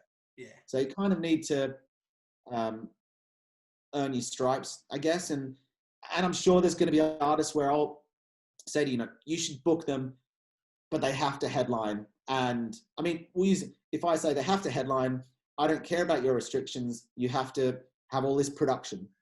And it'll be this, you say, this is the stage. Yeah. That's what it is. Yeah. And who compromises? Does it work? I think that I did listen to the Hayden episode, and he was talking about some artists who I can't remember which one that they have to play at night. And that's just, they have a vision for how they want the show to be. And they probably have the best results from that. So I don't think it's always as simple as going back to something you said before of like a wedding covers band. This is the fee. I'll book them, thanks. Yes. It could be anything. Yeah. And you know, there are some festivals who you want to play that badly because of what it helps you with in other areas, that you will take a lower fee to make it work. Yeah. And that happens, hopefully not regularly, but it has happened. And it's trying to just get the right sort of, I mean, for example, on our Pallbearer and Iris, I mean, maybe it's just how we operated, but there was very little negotiation there. It was, here's the quote, here's why I believe that. You've come back saying, this is why I disagree, there's the fees. Great. You know, that's exactly. No, it was good about that as well, because when in that Hayden interview, we had that whole thing about building a package. And the point I made to Hayden is like, a promoter will be like, right, $5 grand or 10 grand or 20 grand or £1 is the fee that I've got. How you get the package to the promoter really isn't the promoter's business. The promoter's like, I just want to pay the fee for. So when people come back and go, oh shit, I've got this new band on and they also need fucking another £500 or £1,000 or whatever, then the promoter's like, you sold me this package and now you're changing the goalpost. But the problem with that is also when the package gets worse. I've been stung. Or here's Mayhem with Migla and Absu, and I'm like, fucking hell, that's an amazing package. And then the two supports fall off, and you get hit with two of Mayhem's girlfriends that are coming to play support. Like, but they still want to save money. You're like, fuck, I've been stung a couple of times with that. So it's like, when we done what happened with the tour that you're talking about, it all made sense. And you're a bit like, right, okay, well, here's how we're going to restructure this. And if you can get this extra, we can make this band come in, and this is why this makes sense. And that is common sense, especially for a festival. Like, okay, this band that we're going to announce, they're fantastic. They're going to add ticket sales to Damnation. They're going to add depth to the festival.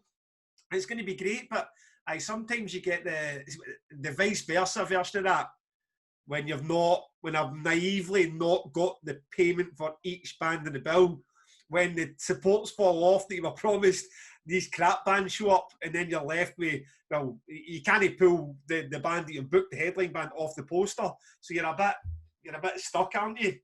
I mean, I don't think in this instance we had it, but I have had it where a festival say, you represent the 3 or 4 bands, here's the figure, you figure it out. And I hate that, because there has to be a level of transparency where the promoter is telling me, this for this band, this for this band, this for this band. Because what you don't want to do is have any doubt whatsoever that I wouldn't want anyone to doubt that I was playing favorites. Yeah. The festival, it's their money. They dictate what band gets each fee.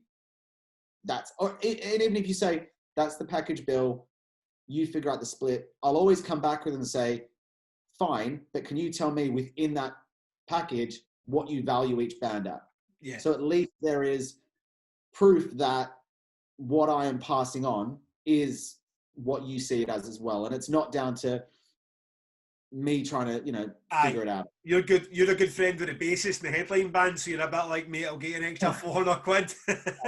Yes. I mean, I'm sure it does happen. And for me, I speak from the fear of what you don't want is the band playing a shitty show on a Tuesday night going, what the fuck is our agent doing? The communication and transparency will preserve the relationships. And I think that, when there are artists on my roster I'm not the first agent for, and you never really hear what the reasons are. I've been let go on artists simply because, quote unquote, we fancy a change. Yeah. And you feel pretty ripped off when you hear that. But it goes around, sort of thing. You get some, you lose some, that's fine. And I do think that there's sometimes a point where perhaps the artist just gets maybe too comfortable with hearing the same voice. Perhaps on the other hand, the agent just gets lazy or complacent. You never really know. But at the same time, I think that more often than not, when there's a breakdown in communication, that's when an agent's most vulnerable. Is there a degree of poaching at all, or is that just a Hollywood storyline for sports agents? I think it happens. in the rock world, it's a bit of a weird one because we work so heavily in the packaging side of things. You know, there are other agents that I work with closely, and I wouldn't dream of approaching their band because it's just making life harder for yourself. Yeah. There are instances where and it depends on my relationship with the agent, where one of their artists has approached me and said, hey, we're going to part ways with our agent. Are you interested? And you immediately say, you have to part ways with your agent before we can even have a discussion. Okay. And in 3 or 4 instances off the top of my head, I've called that agent first and said, just so you know, they've asked me to have a call.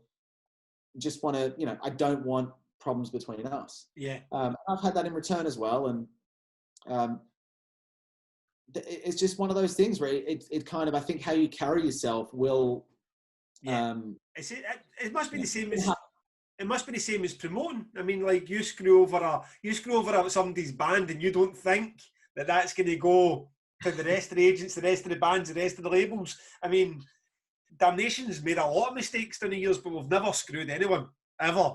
What you said about new promoters or new festivals or new, for the sake of argument, let's say new promoters, they might feel aggrieved that, hey, I've put a really good fee in for this band in Oxford, all right? Why can't I get this band? And I don't know how North American touring works that well, but even slightly, there's a little bit more of a who offers the most money can sometimes take an act. Right. Whereas in Europe, it's very traditional where if this promoter's done the first London show, it's very rare they'll lose the act unless they rip the band off, lie, get lazy, do a terrible job. It's very, the handful of promoters, like, I can think with, say, Every Time I Die has been promoted by the same person for 10 years in London. Really? And that goes the same with, Glasgow, where I've had promoters who have started out with a band in front of 12 people who aren't, it is their hobby. They work in a factory during the day. Yeah. And they then take it up to Barrowlands in 1,900 people. And they carry on with the band because they've shown they can do it every step of the way. They've never done a bad thing. And so for someone then to come in and just say, I'll pay a fee, I'll book them, thanks. Yeah. Usually my response would be, we've got a promoter there. See, and I've never taken this too personally. Again, goes back to the fact I've only ever dipped my toe in and out. But I was the first guy to bring Nathrak to Glasgow. I was the first guy not the first guy to bring Electric Wizard to Glasgow, but I put Electric Wizard on in Glasgow the last time they done their own headline show. And what I found with Electric Wizard, because I'd have been interested in that again, is Live Nation sort of owned them. So then it was a case of, you're going to do download and then we're going to do your full tour. So when you go back to Scotland or Glasgow in particular, there wouldn't be an option for Damnation to put that show on in Glasgow because now you're not owned by, but you've signed into some sort of agreement or gentleman's agreement that your show in Glasgow is going to be promoted by Live Nation. And as I say, I never took it too personally because I've never been one of those guys who built the band up for 12 fans to the Barrowland. So I never get worked up about it. But do you find yourself in that situation where sometimes you get a band who then get that huge slot on the main stage, but with it comes the catch that then their next tour is going to be Live Nation? Yeah, I've been in that situation before, and it's quite easy because Live Nation's logo's on the artwork, and it's easy to make them the bad guy. When the ultimate thing is, it's the artist, the manager, the agent can say no, and you don't know behind the scenes. The agent might have approached Live Nation for the deal, and come offering all this stuff. You never quite know what really happens. It might be a case where the agent representing the band wants a certain level of fee or slot at a festival. And, it has to be, from a festival's point of view, if you're a touring promoter as well as a festival, if you're offering your greatest prize or whatever you've got to offer, you've got to get something back for it. And if you're paying more than the artist is worth, there has to be a way they recoup that money. And I've had it before where it's, and this is where I feel bad sometimes, because I was talking before about when you would change promoters. And there are promoters who out there who have done amazing jobs, but there's a change in management, a change in band management. And they'll be like, don't care about, you know, an American manager might, you know, I've had this debate while I'm referencing it, don't care about, you know, Jimbo in Manchester and whoever in Bristol, sell it to this one promoter for the whole country. This is the fee we need, figure it out. Yeah. And as the agent, you can kind of go back and explain why you think that's a bad idea. But at the same time, I always say this to us, like, you don't work for me. I work for the band. So I can explain stuff and give them reasons why I think it's a bad idea. Yeah. But at the same time, if they still disagree and tell me what they want, that's the job. And I think that's kind of, it's one of those things where I think that it's challenging for independent promoters all across, and this goes for the world, but, you know, for the sake of this discussion in the UK, where you work with a band from very small capacities and you take probably the greatest risk on 12 people coming or 50 people coming. You do want to be in for the ride for the longer haul. Yeah. I think that, you know, most agents would prefer that to be the case. At the same time, others just, you know, I suppose what are you going to do? Because ultimately they're going to go, like, you know, like, you can fight a good fight, can't you? You can fight a good fight. Unless we should go back to Mark Miller or Jonathan Albin, Triple G in Glasgow. These guys have brought us up and took the risk when it was 12 people, Ivory Blacks and audio, and now they're due to play the Academy or the Barrowlands, and now you're fucking them over because now the money's available in Live Nation. I'm pointing at Tom. I've done 16 of these. I've never asked for a loo break. Then, before we started, you mentioned a loo break, and I'm like, shit, I need that. I've had 2 cans, so I'm gonna hit pause, and I'm gonna be back in 2 minutes. All right? Good man. Are you sinking your loo break? Do you need the loo break? Yeah, why not? Let's go for it then. Cheers, big man. And we are back. Cheers for that. Cheers for that. I really, man, you said it never happened. I know. I was like, oh, come on, Tom, man. You've got a child's bladder. Do you know how many of these I've sat through drinking cans and I was getting like, oh, shit, I'm actually going to need to... Because I would have just said, let's wrap this up and let you go, but this has been fucking brilliant, mate. Honestly, I've really enjoyed how candid you've been with the answers as well. So let's tap back into that whole relationship with the agent to the bands. Now you've referenced that tangent a couple of times. I love the festival. I know James quite well. He's talked about the bands he books and trying to get sleep and all that kind of jazz. When I was talking to him on the podcast about that whole relationship between a promoter and agent, he said he had a friend, he felt it was a friend as an agent, and then the fucking agent went on to him about something that he felt he couldn't control. And he made the point that the agent's the only guy in the process really that doesn't have that protection, doesn't have the contract. Like, as you say, you get sent a fucking email where it just says, we fancy a change, and you've put 5-10 years into a band and they're gone. So it's easy to see why an agent could be highly strung about a situation when they're trying to hold on to their living. So how do you balance that? I mean, I don't. Well, I think there were times as I've got older as an agent, the approach changes. I mean, early on when you are arrogant and, you know, whether it's confident or, you know, bravado, whatever it ends up being, you might kind of see a band that you want and go, yeah, I want to get them. They've got an agent. And then as you get older, you kind of see, if that happens to you, you see how it feels as well. So artists are going to change agents no matter what happens. It's just, and you'd be an idiot to think that it's not always an agent chasing after your artist. It could be that the artist isn't happy and you don't know about it. And it's all that sort of stuff. So I don't, it's not that I fear that my artists are upset. If they're not happy with the job I've done, then I wouldn't blame them for looking elsewhere. At the same time, all I can do about that is do what I believe is the best job. And I think there are instances where an artist has moved to me, and I've had this in return as well, but an artist has moved to me, and I look at the job their previous agent has done, and I'm actually going, I can't find a fault in this. I think you've done a good job. Yeah. So I chalk it up to just life isn't fair. I think that the no contracts thing between an agent and an artist, I hope never changes, because I don't want an artist to work with me that doesn't enjoy me working for them. Yeah. I want them to say, our agent does a good job. That's it.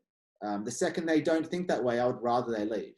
Yeah. At the same time, if an artist, again, like it's like any job, you want to be not thanked for everything you do, simply respected and treated respectfully. Yeah.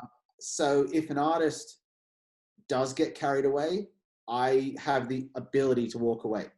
And that's I see that from that promoter side of the fence as well. Like, if I had an artist that was contracted to come and play Damnation and they just had to do it, I'd be a bit like, I'd be a bit of a kick the stones as well. I mean, it's dealing with Damnation in the context of what it is, 27 bands arriving from all over the world into a maze in Leeds, and backline and tour managers know. I mean, it's enough of a stress with bands being there who don't even want to play the festival, you know what I mean? So I could see exactly how you'd feel that way if you had a band on board who were just like, we don't trust you as an agent and we don't respect you. So no, that's an interesting way to put it. So let's talk. I went through your roster. One of the bands that stuck out that I wanted to question was Vane.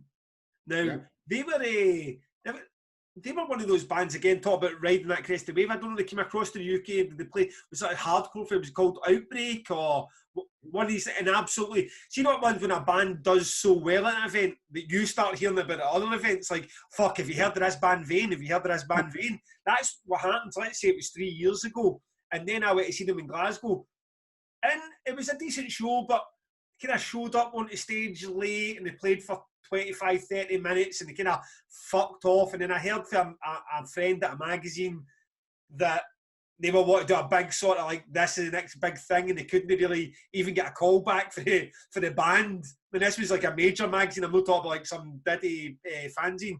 And it just seemed like they grasped me back the reputation that they didn't really give a fuck. You know what I mean? So what's the situation with Vane, and why aren't they fucking, I don't know, hatebreed already? I think that, I mean, they're one of those bits. I think I chased them. Their American agent was very helpful in trying to facilitate. They didn't have an agent over here, and I maybe chased them for on and off for about a year, maybe 18 months. Right. And I don't think I got a reply to 90% of the emails, maybe. And I don't want to exaggerate, but it felt like that anyway. And I guess it's one of those ones where they're just doing the sort of music they're doing. I haven't ever spoken to them about this, so I'm generalizing, but it might not be a full-time job. It might just be they are just doing it for fun. Yeah. So they don't always want to play the industry game. And I guess like when they did come across, they toured with another one of my clients called Higher Power. Yeah. And the bands got along like a house on fire. And I saw the London show.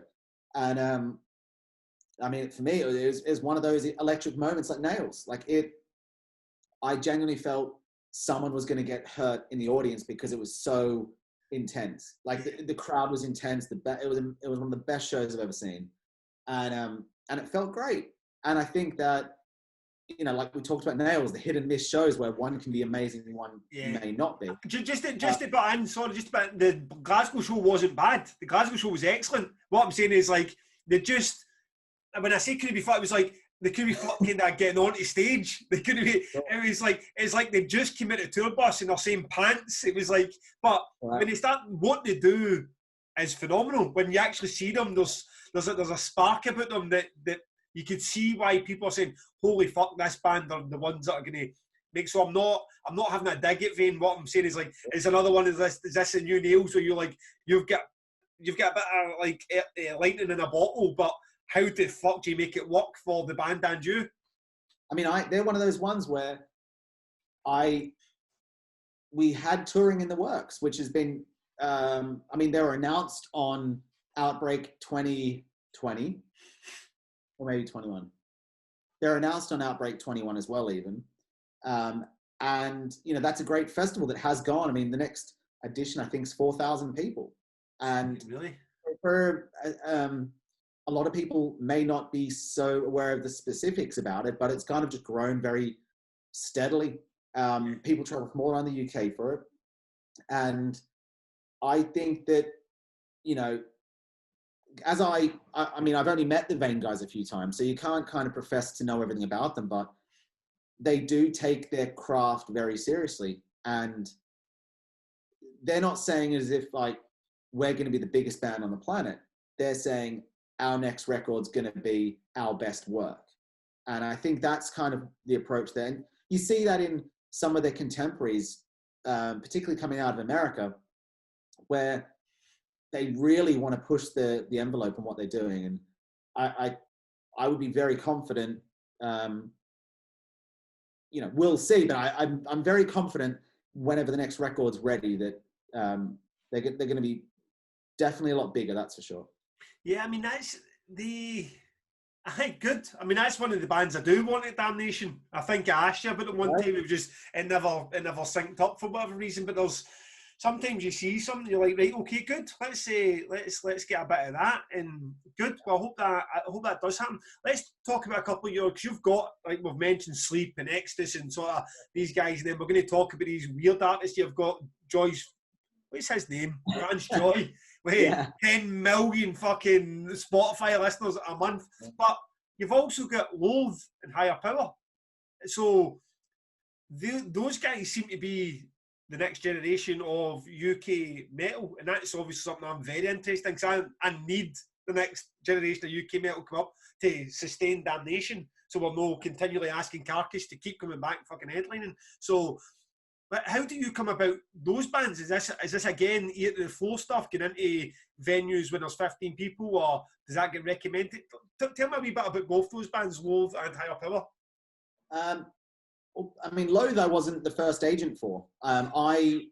It's circumstances. Loathe are managed by someone that I've known for a long time, and Ryan used to play in Funeral for a Friend, who's the manager of Loathe. I was the agent for Funeral for a Friend for a long time, although he wasn't in the band when I was the agent for them. And he gave me a call, and they wanted, you know, he knew me already, and the band didn't. We started working together, and, you know, it's a shame for them because, I mean, they put out, I don't even think it's one of the best British release.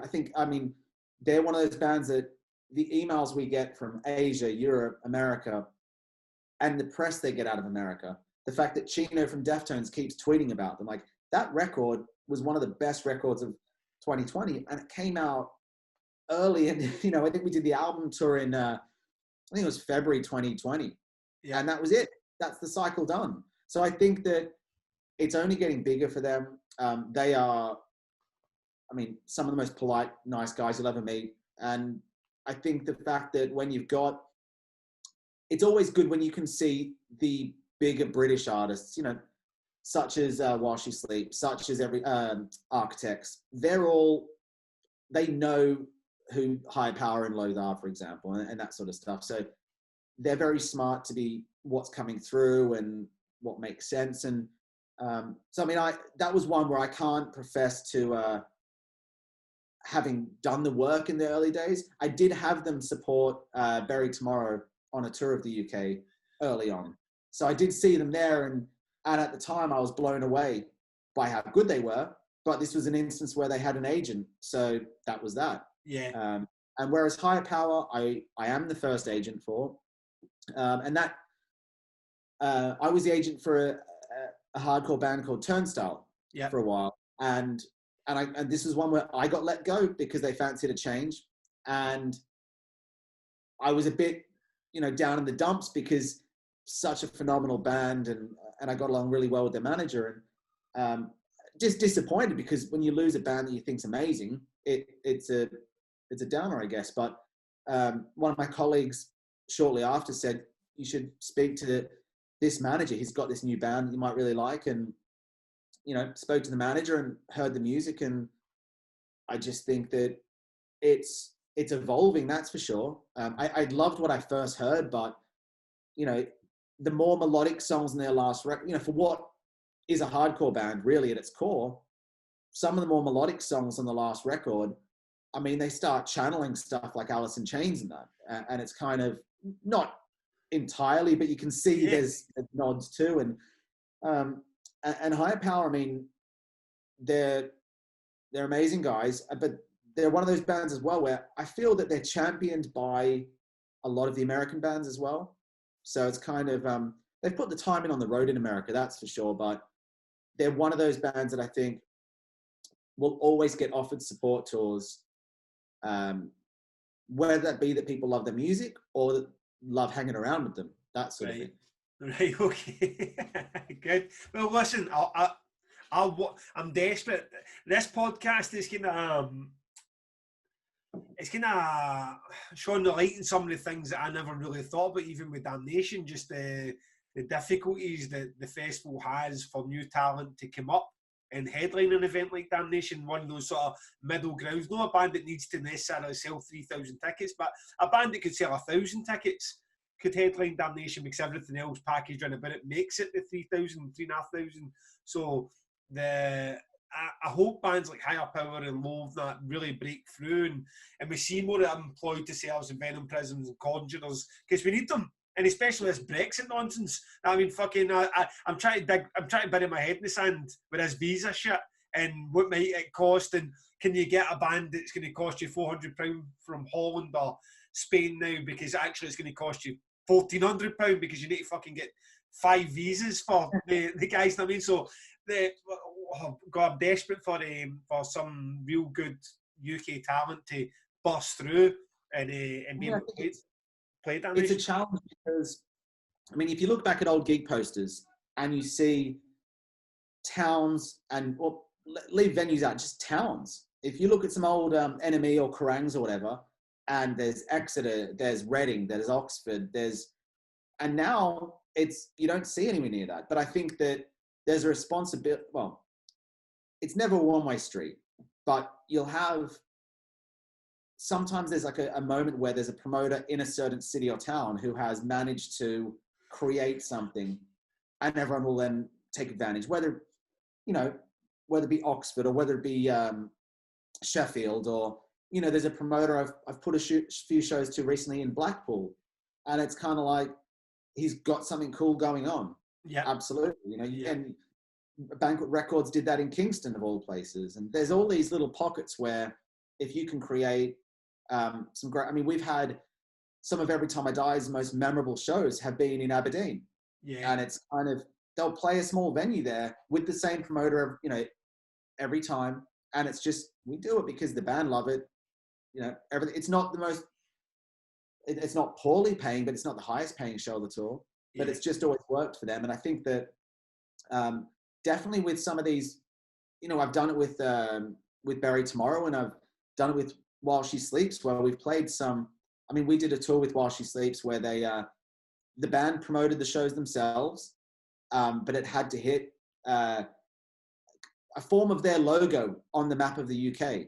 So I was calling pubs in the town that they wanted to play, saying, "Do you have bands?" So, I mean, there's one show, I can't remember the town, it was in Kent, where the guy didn't have an email address. He just said, I said, "Well, what's your name?" "Mick." "How do I get in contact?" "We'll just call this number and ask for Mick." And it was a case of, have you got a stage? Have you got a PA?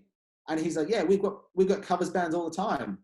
And until the band did say, like, "Yeah, that show was a bit ropey," but at the same time, it was an exercise in, let's go and play some places. And, that is possibly one of the best stories I've heard on here. So I mean, how many tickets can While She Sleeps sell in London?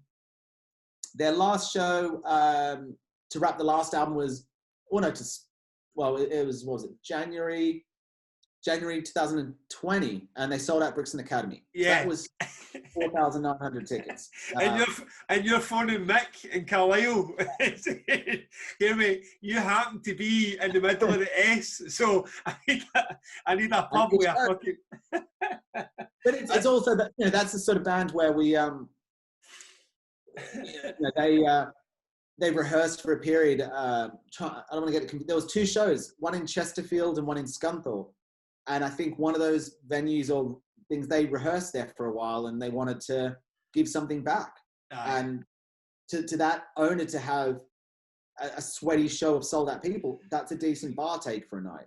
Yeah. So there's all these things that these venues do exist around the UK, that's for sure. I mean, was it maybe Let Live we did in down in Truro, down the southwest. I think it was like 100 people or something, and yeah, so there's different reasons for it all. But I would say that take away all my anger and frustration and whatnot about Brexit. I mean, I think that it would be great for I say this to all my British artists. Let's have more bands. If you see what the Stranglers do, like almost like a once-a-year tour where they play what feels like 30 dates around the UK. Yeah, an actual tour. I mean, an actual tour. Like I'm quite proud of the Glasgow scene. I'm quite proud that Glasgow, because it takes money to get up into Scotland. I mean, it's like you need to then go, fuck it, we're going for Leeds all the way to Scotland rather than just fucking off back down to London and into Europe. So I'm proud that the Triple Gs and the guys up here have managed to build a scene that we can get. And when I grew up, I was able to go and see Charger and Rage and Speed Tom and American Head Charge at these gigs. It was because these guys had built that scene. And don't get me wrong, Glasgow is a big city. I'm not pretending it's a village. But it saddens me that our capital, Edinburgh, can't manage a fucking gig. I mean, it's like, and that's not by accident. That's just because nothing's been built there. Nothing's been cultivated. So what you've got, that poor lassie that tried to do Heavy Scotland there, completely fucked that. And you're like, you're in Scotland, you've got one city now. But Ireland, I was talking to Alan for Primordial, and I felt like Ireland was the same. It's like, you've got Dublin.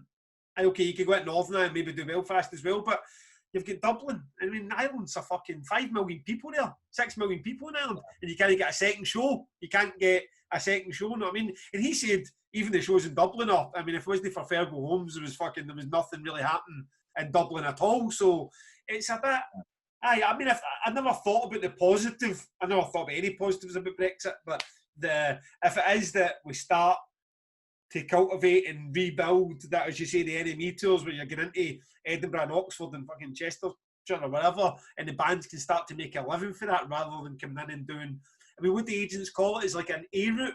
Do you just call it like about where you've got cities that... in some ways, I think that's a bit disrespectful to some cities, because it's just in terms of, if you think you had a compass, how many, like America, I think you could probably, if you're an American band, or if you're a band visiting America, you could potentially do 3 or 4 laps of the country and not play the same cities on an album cycle and hit everyone. I think that with the costs of, I mean, I say that because we don't know yet exactly what the costs are going to be. But if you're an American or European band, if you're paying whatever that cost is to get into the UK, you need to make it worth your while. One London show, you'll probably just choose not to play London. And I mean, I've had some artists where they might be a bit further into their career and it might not be a full-time job anymore. And instead of going all the way up to Stockholm, they'll say, let's play Berlin, and our 4 diehard fans in Stockholm can just fly to Berlin. And so it might be a case of some of the more niche metal acts may not play the UK and simply fans will have to fly out to see them. It might be a case of they have to come in and play more shows. I mean, for a festival's point of view, Damnation may benefit a little bit more than some others because it's typically going to be part of a tour anyway.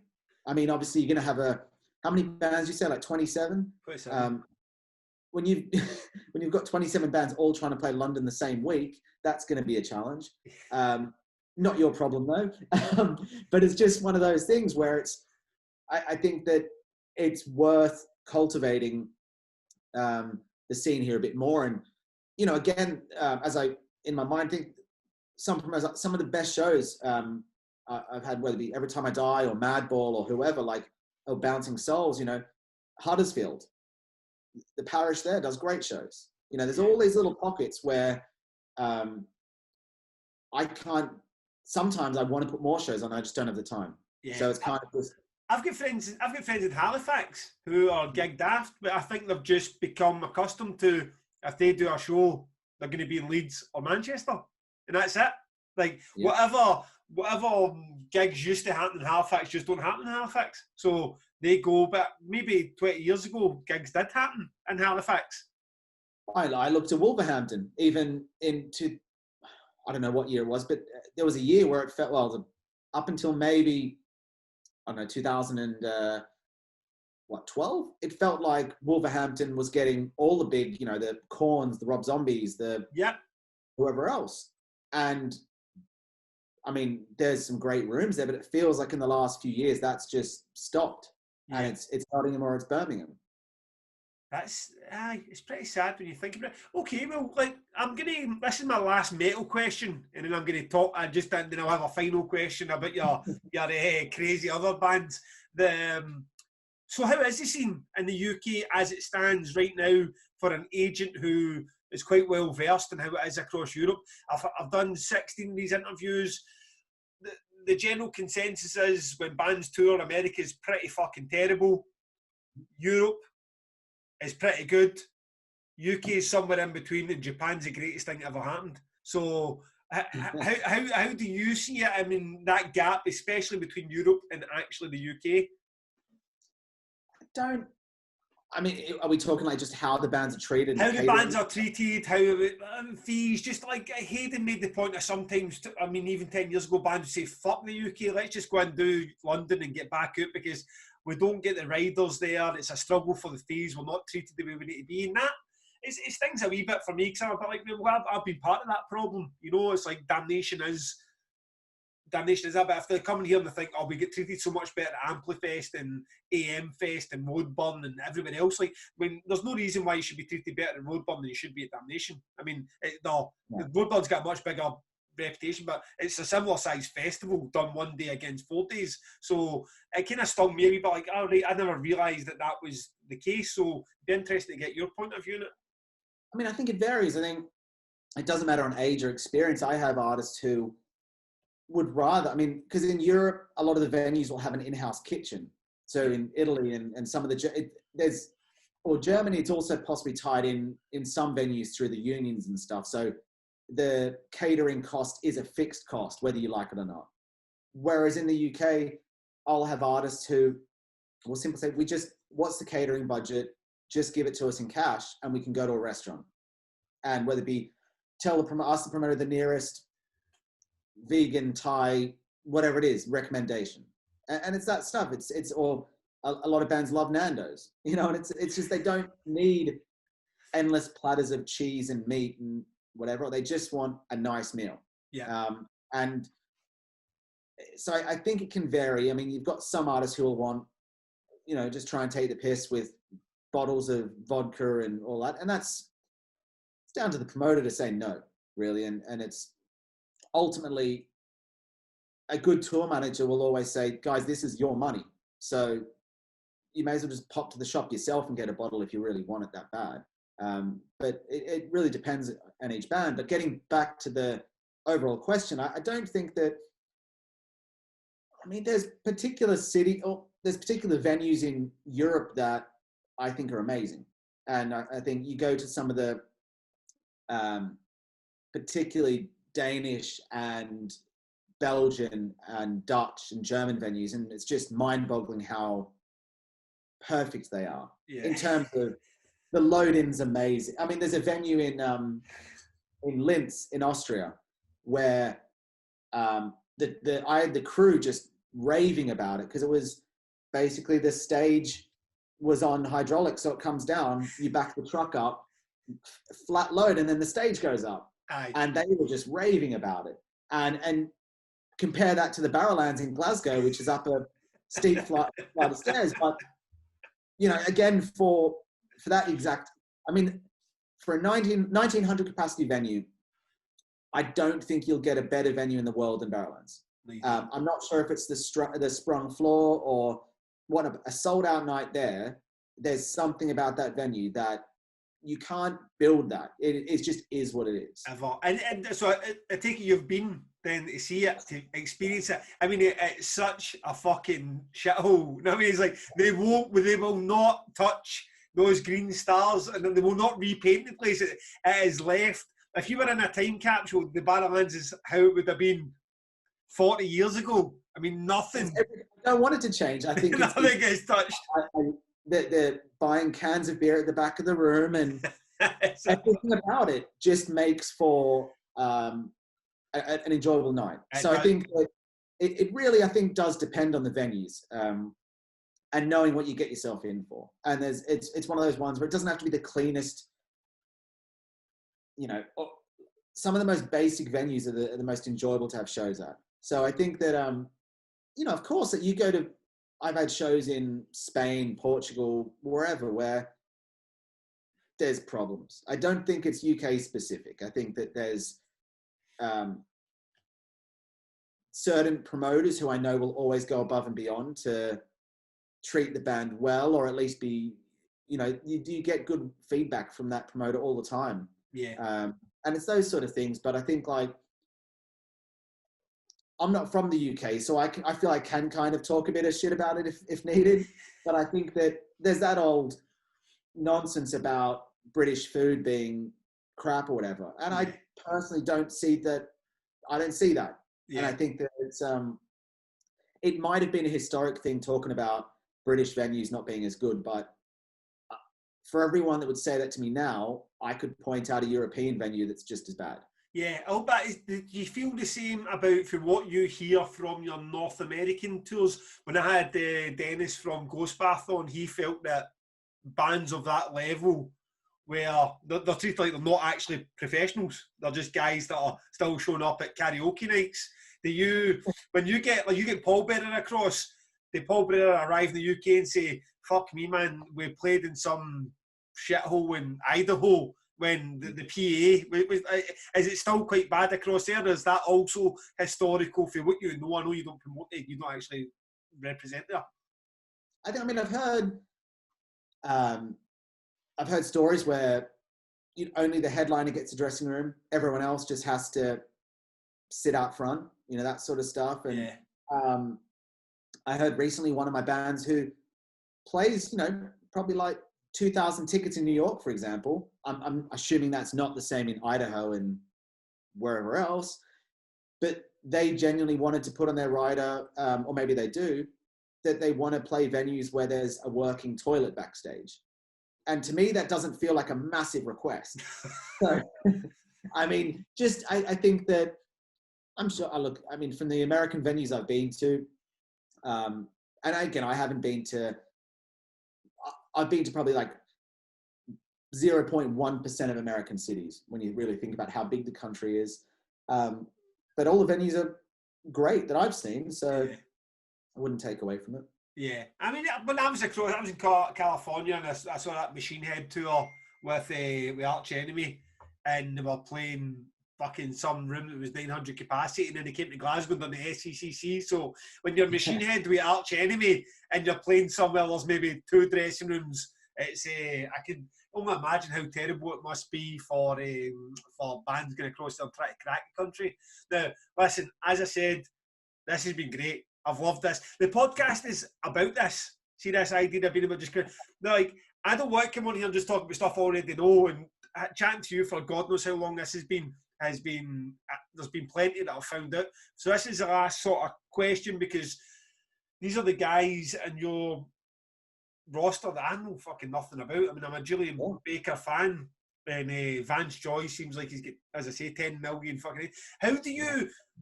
So you represent Vance Joy. I take it that's again UK and Europe. Yes. not for lie, I've represented Vance since 2010, and his manager called me up. They were looking to make a change, and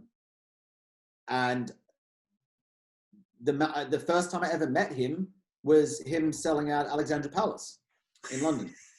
So not a bad thing to come into, but I've known his manager since we were maybe 15.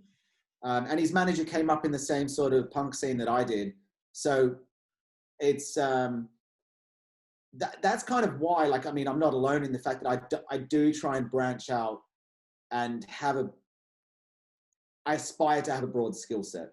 I'm far from achieving that, but I'm always looking to try and do something a bit. Now, I'm not going to necessarily go and, I'm not going to book hip hop stuff because I just don't know about hip hop. But at the same time, if an artist approached me, I'm willing to have a dig. I can try some things here and there. Like, I'll give you an example. I work with an artist called Tommy Guerrero, who is a jazz musician and is an instrumental jazz musician. I don't know that much about jazz, but he comes from the skateboarding culture that I grew up really into. So I'm aware of his place in culture, and at his shows there will be a mix of people that are into the general skateboarding culture that he comes from, as well as jazz. Yeah. Where do you? So you walk into it and he's sold out, or he's playing the Alexandra Palace, and then right, okay, now you're the agent of this guy. I mean, I make a reference to the 10 million monthly followers, because when we book big bands, I mean, you see Opeth and Mastodon and our scene is like big bands, and they're like a fraction of that. So where do you start? And also, this is no longer Download or Roadburn or fucking Vacuum or Rock Amp. So now is this what's, I don't even know the festivals that would be, I mean, in our country maybe Leeds and Reading or Glastonbury, but in Europe, do you need to then go and build these relationships with festivals that otherwise you wouldn't have not known? And you've already, and you've got a roadmap of a complete, for your Every Time I Dies and your Mad Balls, and you know exactly what's going on. You know who the Gavin McInally of the indie world is some wee guy sitting in Belgium with his wee 3,000 capacity. Like, he's not booking Vance Joy. So you had to go and rebuild this. How did that happen? Well, I mean, obviously, the sort of festivals where he will be playing typically are ones that have a lot of genres playing. So there will be some sort of rock element at most of these festivals. Like a Pukkel Pop, something like that? Yeah, I mean, even like Roskilde. I've put Julian Baker on Roskilde. I've put Every Time I Die on there. High on Fire I've booked there. So it's kind of those things. I think we even put Nails on there maybe. There's kind of one of those things where it's a pretty small world. And I guess this where the strategy comes in, because it's not like I will know every festival owner in Germany.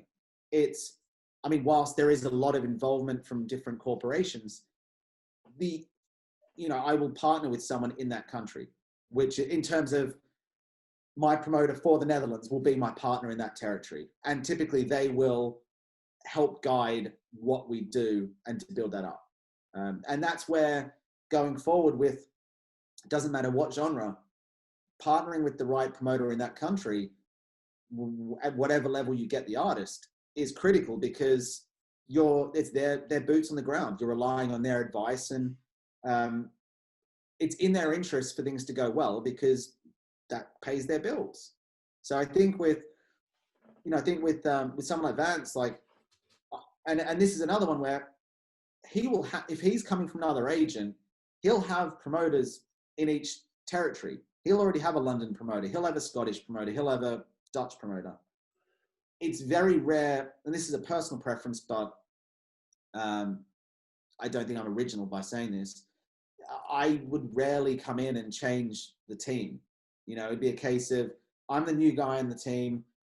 If you're the Dutch promoter, there's no reason to change. Okay. Let's just keep, if we find a reason to change, we will. But at the same time, it's pretty unfair to come in and change someone who's done a good job just because you're the new agent. Yeah. So I think that's kind of the difference. And typically that works. I mean, you don't want to kind of, the worst thing in the world would be to be the agent, come in, change promoter in that territory, and then the next time through the ticket sales be a lot less. Yes. Yeah. So. It's not, it's interesting then, Julian Baker, I don't know why I keep adding an R in her name, Baker. So this must be the oddest one for you, because then you discover her, as you say, like 12 people in a bar or whatever, and then you get Netflix, Athlete A, and Appointments is playing as the starting music for it. It's like she's everywhere. She's absolutely everywhere. She's amazing. Like, well, how does that feel? How does that feel to be involved in that? And that progression for a bar with 12 people to this fucking documentary on Netflix. I mean, I think I'm proud for her because she's an incredible musician. I'm proud that I'm on the team and I can work for her. That's kind of at the end of the day, like I can't write the songs. I mean, I'm a terrible guitar player. Let alone singer. I can't write the songs. I can't perform them. But I'm proud that I play a very small part in the bigger picture. But at the same time, like, I have a satisfaction that my contribution has helped a little bit. And, you know, when she played Union Chapel in London, it was, as a fan of her music, I thought it was an incredible show. And I got to witness it. And you're there during the show and you just think, like, you know, my little piece of involvement here has, you know, facilitated this happening. Yes. So it's a great thing there. And I think that, I mean, it's obviously more rewarding when, you know, I think that there are artists on my roster who I would be, you know, more friendly with than others, or, you know, it's just one of those things. You're not best friends with everyone, but it definitely is rewarding when, you know, in Julian's case, she is possibly one of the nicest humans I've ever met. Yeah. And I'm very happy for her that, hopefully the continued success, because I think she deserves it. She's put the work in. No, she does. She does. It's absolutely fantastic. I said that was the final question, but this is the final question then. So you've got I don't organise Damnation to get rich because you need to be stupid to try to do that. I don't suppose you're into booking metal bands to be rich because we could just find easier ways to make money. This isn't the way to do it. But with that, money does matter, and some sort of success or recognition does matter for folk. So when you've got a guy like Vance Joy, who is selling out the Alexandra Palace and is doing 10 million plays per month, how do you find the motivation still to find that higher power or Loathe and be like, here's a band we're going to get with like 800 streams and no fees? So, because an email's an email. Somebody emails you for Vance Joy, and if you work in commission or your salary, whatever way it works, you're like, well, Vance Joy's where the money is. You need to then go and find that same motivation to do that for the band you've found with 12 people in London. So how do you keep that burning? I think it's well, I mean, when you see Vane play to 300 people at the New Cross Inn in London, and it feels like dangerous, or there's nothing like that. That's an incredible experience. Like, I'm not, as everyone will tell you, I'm not the one that will be in the mosh pit. I will be at the back of the room up against the wall, but I absolutely love that sort of show. And I think that, you know, again, I've worked with a punk band called the Menzingers. I saw them on a UK tour in 2009, and they were with two other British bands, and they played the Old Blue Last in London. There was maybe, I don't know, I want to say like 100 people in there, and their album blew me away, their live show blew me away, and I had to sell them to work with me. I remember sitting in the bar of the Old Blue Last trying to sell myself and feeling like I wasn't wearing a suit, but I definitely felt like a suit. And you know, we've worked together ever since, and taking them from supporting a band at the Old Blue Last And now they can comfortably sell out the Forum in London, and they can sell out, you know, I think their last Glasgow show was QMU. They sold that out. You know, they do 2,000 tickets in Manchester, that sort of thing. And that is rewarding. I think it's rewarding getting there, but it's also the fact that specific to rock music, not every aspect of rock music, but certainly ones that I like to work within, the fans don't go away. If the Menzing is a great example where, and the promoters love it, because generally with a record or without a record, the ticket sales are basically, in London, I think we've gone up almost 100 tickets every tour. It's the most consistent thing you'll ever know. Yeah. And maybe it's new fans, maybe it's just same fans who love them.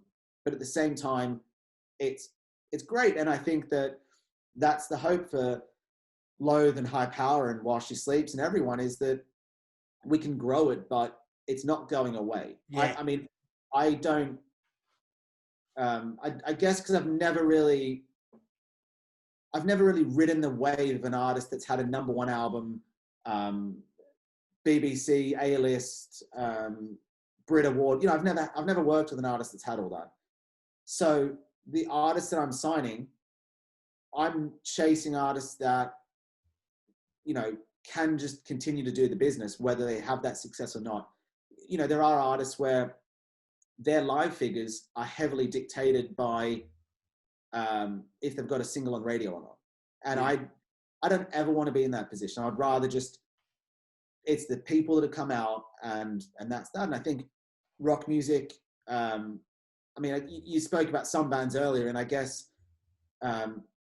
what's different is, you know, Disturbed and Shinedown in America got big on radio, but I don't book any of those sorts of bands, so I couldn't say for sure. But from an outside perspective, their fans just come back every single tour, no matter what. So it's a great business for them to be in. Yeah, so and it's strange you see that, because I disliked Disturbed Ozfest 2001 as a teenager, and I've continued to dislike them 20 years later. So you're right, we do stick with what we like. And Big Dunk and try to bring it back to Glasgow and Triple G, he said that with Dropkick Murphys. So it's like, it makes no difference whether Dropkick Murphys get an album, don't have an album, a good album, a bad album, whatever. Stick them on the Barrowlands. You're going to sell 900 tickets. They're all going to come and they're all going to party to Dropkick Murphys, because it makes no difference. That's these fans were fans 10 years ago. They'll be fans in 10 years' time, and that's what's going to happen. I mean, every time I die, I was a fan of before I was their agent, and I've been to every show in the city I lived at the time since I first discovered them. You know, every time I've had the chance to see Rancid, I've seen them. You know, I don't care if they never put out a record again. I will go see them every time I can. Absolutely. It's like, I'm that's the exact same. It doesn't matter if it's Raging Speedhorn, it doesn't matter if Deftones, if they're going to play in the city, Glasgow, if I can go 3 miles into the city centre and go see them, I'll go see them. It'll not even matter if they don't have an album or the last album was shit. You're going to go see Deftones, you're going to go see Raging Speedhorn. So, listen, I think we've broke records tonight. God knows how long. We've been speaking for about 17 hours. That was fantastic. I really appreciate you coming out to do that. I pray that Damnation happens this year. Pallbearer, Iris, get your ass up for it. Let's get a few pints in. And thank you very much, Mr. Tom Taaffe. Nice one, man. Have a good one. You too, pal.